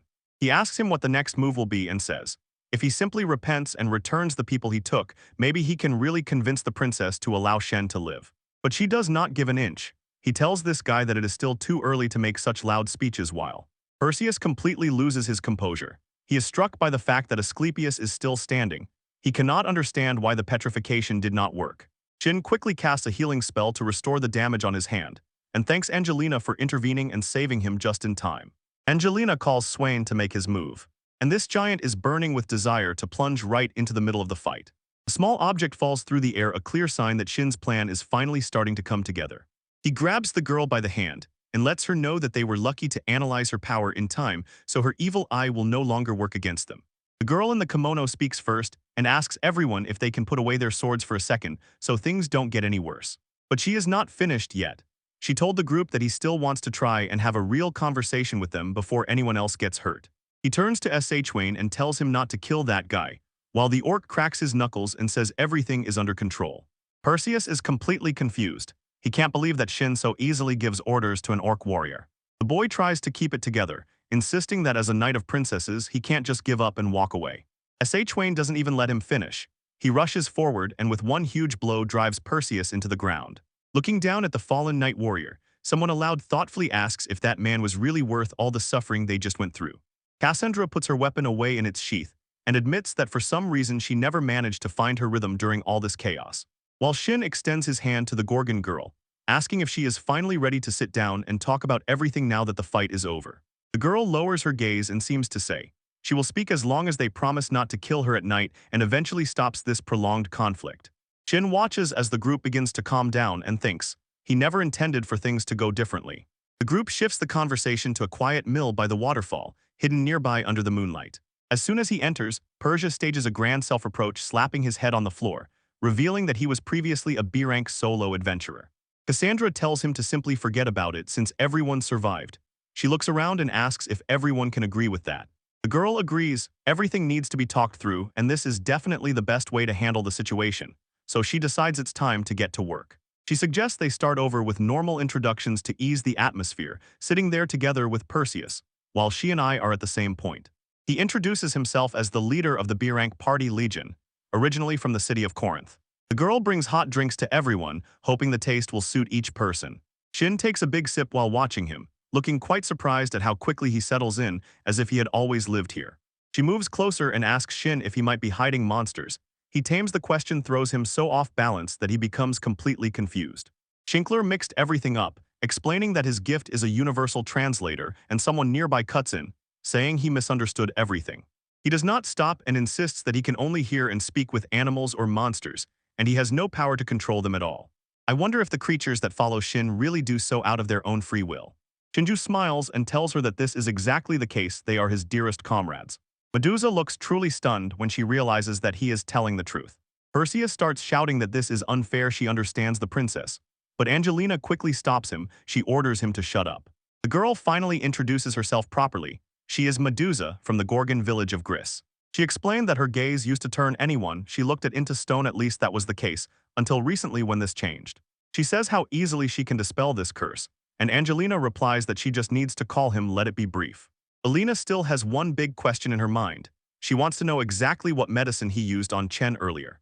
Shin says he knows how difficult it is, and Angelina notes, even top-level mages have a lot of trouble breaking curses. But she was still baffled by how quickly he figured everything out, especially considering that he made that very potion on the fly. She admits that back when she was an adventurer herself, she never saw anyone pull off something like that. So Shin begins to explain what the secret really is right in front of them. Medusa notices several specific bottles, and they are all different colors. Medusa looks too confused and asks what he means, since he is showing the potion bottles like that. Shin decides to lay everything out clearly for everyone, and Angelina picks up and explains exactly how they prepared for the meeting with Gorgon. He explains how he selected ingredients to find the best combination, making several different versions just to deal with the petrification problem. Keep an eye on the petrified mushroom, he tells them, after looking at the real analysis results. They spend a lot of time flipping through and digging into old books and stories, searching for a way to make it work and leading to. Angelina works at the table and the magic circle flashes brightly. One drop of the new potion falls on the stone-frozen mushroom. It instantly begins to return to its original form, and Angelina tells everyone to watch carefully. That's exactly how it happened.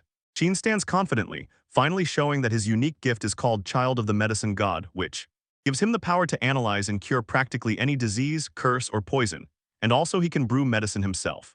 Perseus completely loses it and asks if Shin is really one of those famous members of the Golden Fleece group. He understands this is why everything sounded so familiar, and Angelina just listens and lets him put it all together. Perseus says that even in his distant hometown they heard stories about that group, supposedly rising stars with incredible, crazy talents gathered there. Shin asks Medusa if this is enough proof that he is not going to do anything dark with her blood, and Perseus says that for him it is a great honor just to meet him. Medusa looks around a little uncertainly and says that her blood is pure deadly poisonous venom for anyone who touches it. Chantazer turns out to be not quite right. Her only half-statement falls apart as soon as her appearance changes. The poison instead turns into a powerful healing agent. Chen Zhen says that after he checked the real thing, he became absolutely sure of the secret, while Medusa admits, even in her own village only a few people really know the truth about her blood. And she still cannot believe that she actually managed to figure it all out by herself without him. Perseus stands and looks impressed, his eyes even shine. He thinks about how wildly it turns out the princess's blood hid such a secret. And he starts rambling about how being a knight is an incredibly great responsibility, and that forces him to say that he is actually completely different. Shin changes the subject, says he heard Perseus was once a traveler himself. Then he adds that Cassandra is a top-level fighter even for B rank. So he asks how Perseus actually managed to stop her, since Perseus knows for sure his usual sword skills would not have been enough. Perseus says he just got lucky with the choice of weapon, so Shin asks if he means that strangely curved sword that is standing right here. Perseus confirms this, boasting that the sword is called Harp, and that it is a masterpiece. He created his gift from the creator to be a monster slayer. At first, he built that thing just to have a chance against the Gorgons, but eventually it saved him in ways he couldn't even imagine. It must finally be understood that the sword is actually a killer of female monsters, and that's why it worked so well against Cassandra earlier. She explains, under normal circumstances, an ordinary monster wouldn't even be able to move. But Cassandra actually forced him to pull out the trump card, a mirror shield. He tells her that the very fact of this is impressive. And then he turns back to Perseus and asks why a person with such a level of skill would retire, especially since Sion's gift is just a bottomless money pit. Perseus says that life in the city became unbearably tense. Then he adds, he only returned because his partner finally caused a loud scandal. Hearing Shin grimace and say that it sounds like a complete failure, Perseus doesn't show at all that it bothers him. And he laughs and brushes it off, saying he was lucky because it led him to his princess, while Shin and Medusa sit nearby just staring at him with stone, empty faces. The conversation immediately becomes serious when Shin brings up an old non-aggression pact between Danny Village and Medusa's hometown, emphasizing that although a few people used to wander here to trade goods, by the time he returned, all that hustle and bustle had completely died down. It turned out that a strange disease had struck the village and trade stopped. And when monsters suddenly flooded the roads, no one could come or go. Perseus adds, since he didn't understand the first thing about medicine, he left the treatment to the experts and spent all his time on guard duty. Perseus again starts playing up the pathos, strikes a pose, and shouts that it was his great fateful acquaintance with Songstrip. He begins rambling about the moonlit night, but Medusa forcibly quiets him while Shen orders him to stop. They are trying to talk. Medusa drops the smile and speaks seriously. People from her village have been disappearing lately, and although everyone searched, there was no trace, as if none existed. She lowers her gaze. She looks completely broken when she says that even her older sister disappeared. Then she tells what she heard. Some stranger appeared in the human village and she went to check, hoping to catch the kidnapper, but found only Perseus. She still hasn't found the real culprit, so instead of uncovering this mystery, she just picked up a strange boy who now follows her everywhere. And then she decided, her only way out is to become bait to lure the kidnapper out and finally make him understand. Angelina notes that on the road they didn't notice any suspicious person, and Shen emphasizes, Perseus and Medusa are the only ones they saw at all. Perseus adds that in his village no one is really strong enough to pull off the kidnapping of the Gorgons, and that makes everything even stranger. Skinclanch clenches his fist, and only then it dawns on him. There really is only one option who is behind all this. Shin shifts his gaze to Angelina. The truth just hits him. If the Gorgons are taken without a fight, it means there is a traitor among the tribe. The moon hangs high above the clouds while the night continues. Shin jumped out of the carriage and saw that Angelina was already waiting by the campfire. She says, "Good job," and then asks where Asu hid. She sits down and explains, he allowed him to sleep because he burned too much magic. Angelina just nods, absorbing everything while she still can. He continues speaking, saying, even if she was ready for a fight, everything there was just too crazy. He says that dissecting a B-rank curse on the fly and trying to make medicine from it right here was a colossal demand. Angelina stares at her reflection in the blade and thinks about how blasphemously crazy her skills are compared to hers. She feels hopeless because she never even managed to buy those for them somewhere, and honestly admits, she doesn't deal with magical swords every day. She tightly grips the sword, looks very irritated with herself, and says that all this is utterly incredibly exhausting and frustrating. She begins to worry about what will happen if they get stuck in such a place, again especially if there is no healer nearby to save them. Suddenly she stands up, her face full of concentration. She says she has finally decided what she needs to do. Cassandra looks Shin straight in the eyes and says firmly and without hesitation, even if she fails to activate her special powers, she will still prove that she can stand up for herself in battle, that Leeds should not come closer, and tell her that he is just incredibly glad that she is his partner. The sudden compliment completely throws her off balance and leaves her utterly stunned. She tries to pull herself together, asks him what suddenly happened to him, but she does not back down, looking through her waterfall of tears. The future, he explains that the world of A rank and higher is exactly where they are heading, and it was Cassandra who finally made him see it. Cassandra starts laughing and waves him off, teasing him, which is quite natural because he is the partner of the legendary Return of the Demon King. Shin just sighs, she says, and he replies that these are just baseless rumors. And then she becomes serious again. She says that on the way here she overheard conversations about Legion. It turns out the guild has already made sure that everyone around Corinth knows who they are. And she realizes that the moment is pressing. He folds his arms across his chest and thinks about how one wrong move can turn them from hunters into the hunted. Knowing how everything could end, Shin decides he wants to do more than just see the matter through. He says that although obtaining blood was all the court asked for, he actually wants to permanently fix relations with the Gorgons. Having a real connection with Gree will be a great victory for Legion in the long run. Cassandra just sits by the fire and watches the flames slowly erode the night. Cassandra catches Chin off guarding with a smile and directly teases him, implying that deep down he just wants to save those girls who. Completely confused, she laughs and waves him off, telling him she knew it from the very beginning and that it suits him much more to behave like that. She tells him not to worry because everyone else will feel the same. She freezes with a serious look in his eyes. She gives him a promise. If she ever sees that he is about to make the wrong choice, she will do everything to stop him so. As long as he stays on the right path, she will be the sword fighting for him. She can only answer with her name. And then he still smiles and thanks her. He agrees that's exactly how it is to be partners. They seal the agreement with a fist bump. The next morning, Asu comes out of the tent with a huge yawn and greets the rest of the group. And Cassandra has already woken up and moved on, responded to her greeting, and brought several warm bowls of food for breakfast. Twain also appears carrying on his shoulders a huge beast he caught and asks Shun if he managed to rest well. Asu just throws a tired but happy smile and says she slept like a log, thanking everyone who took care of her. Everyone gathers around the table as soon as breakfast is served, and finally it's time to eat. While they eat, Cassandra lays out the next move. They will use Danny Village as a base to start gathering intelligence. Everything is focused on searching and rescuing those who were taken. Schwain fully supports the plan. And Angelina steps forward and also speaks, asking the company how they feel about her specific plans for the time spent in the village. The team follows the road as their carriage approaches the entrance to Danae Village. Perseus is already there waiting for them, shouting a loud greeting to the members of Panacea Company. Angelina makes a polite bow and thanks Lord Perseus for coming all the way from afar just to greet her. Perseus orders them to pull the carriage behind. He himself goes ahead and offers to take them directly to the leader's place. She glances at the crowd of peasants watching them pass by and feels a bit of awkward discomfort. They approach a large building and Perseus explains, this is the house of the village elder and the local meeting hall.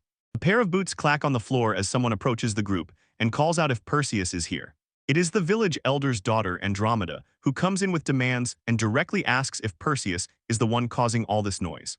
Shin asks if it is still too early for her to get out of bed, but Andromeda just laughs and waves it off. The special medicine worked as it should, and she feels perfectly fine. Watching the events unfold, Angelina joins the conversation and politely asks Lord Perseus if he minds introducing everyone to each other. Perseus introduces Andromeda to the team, and she immediately turns to Shin asking if she is the traveler Pell mentioned earlier. Shin picks up the roleplay. It is called Sclepius and explains that she is a medicine trader from the city. She then signals the real Shin to bring the usual supplies they always carry, and this leads to Perseus and Andromeda look into the box when it lights up with high-quality items, and Andromeda remains thoughtful. Is this doctor real or not?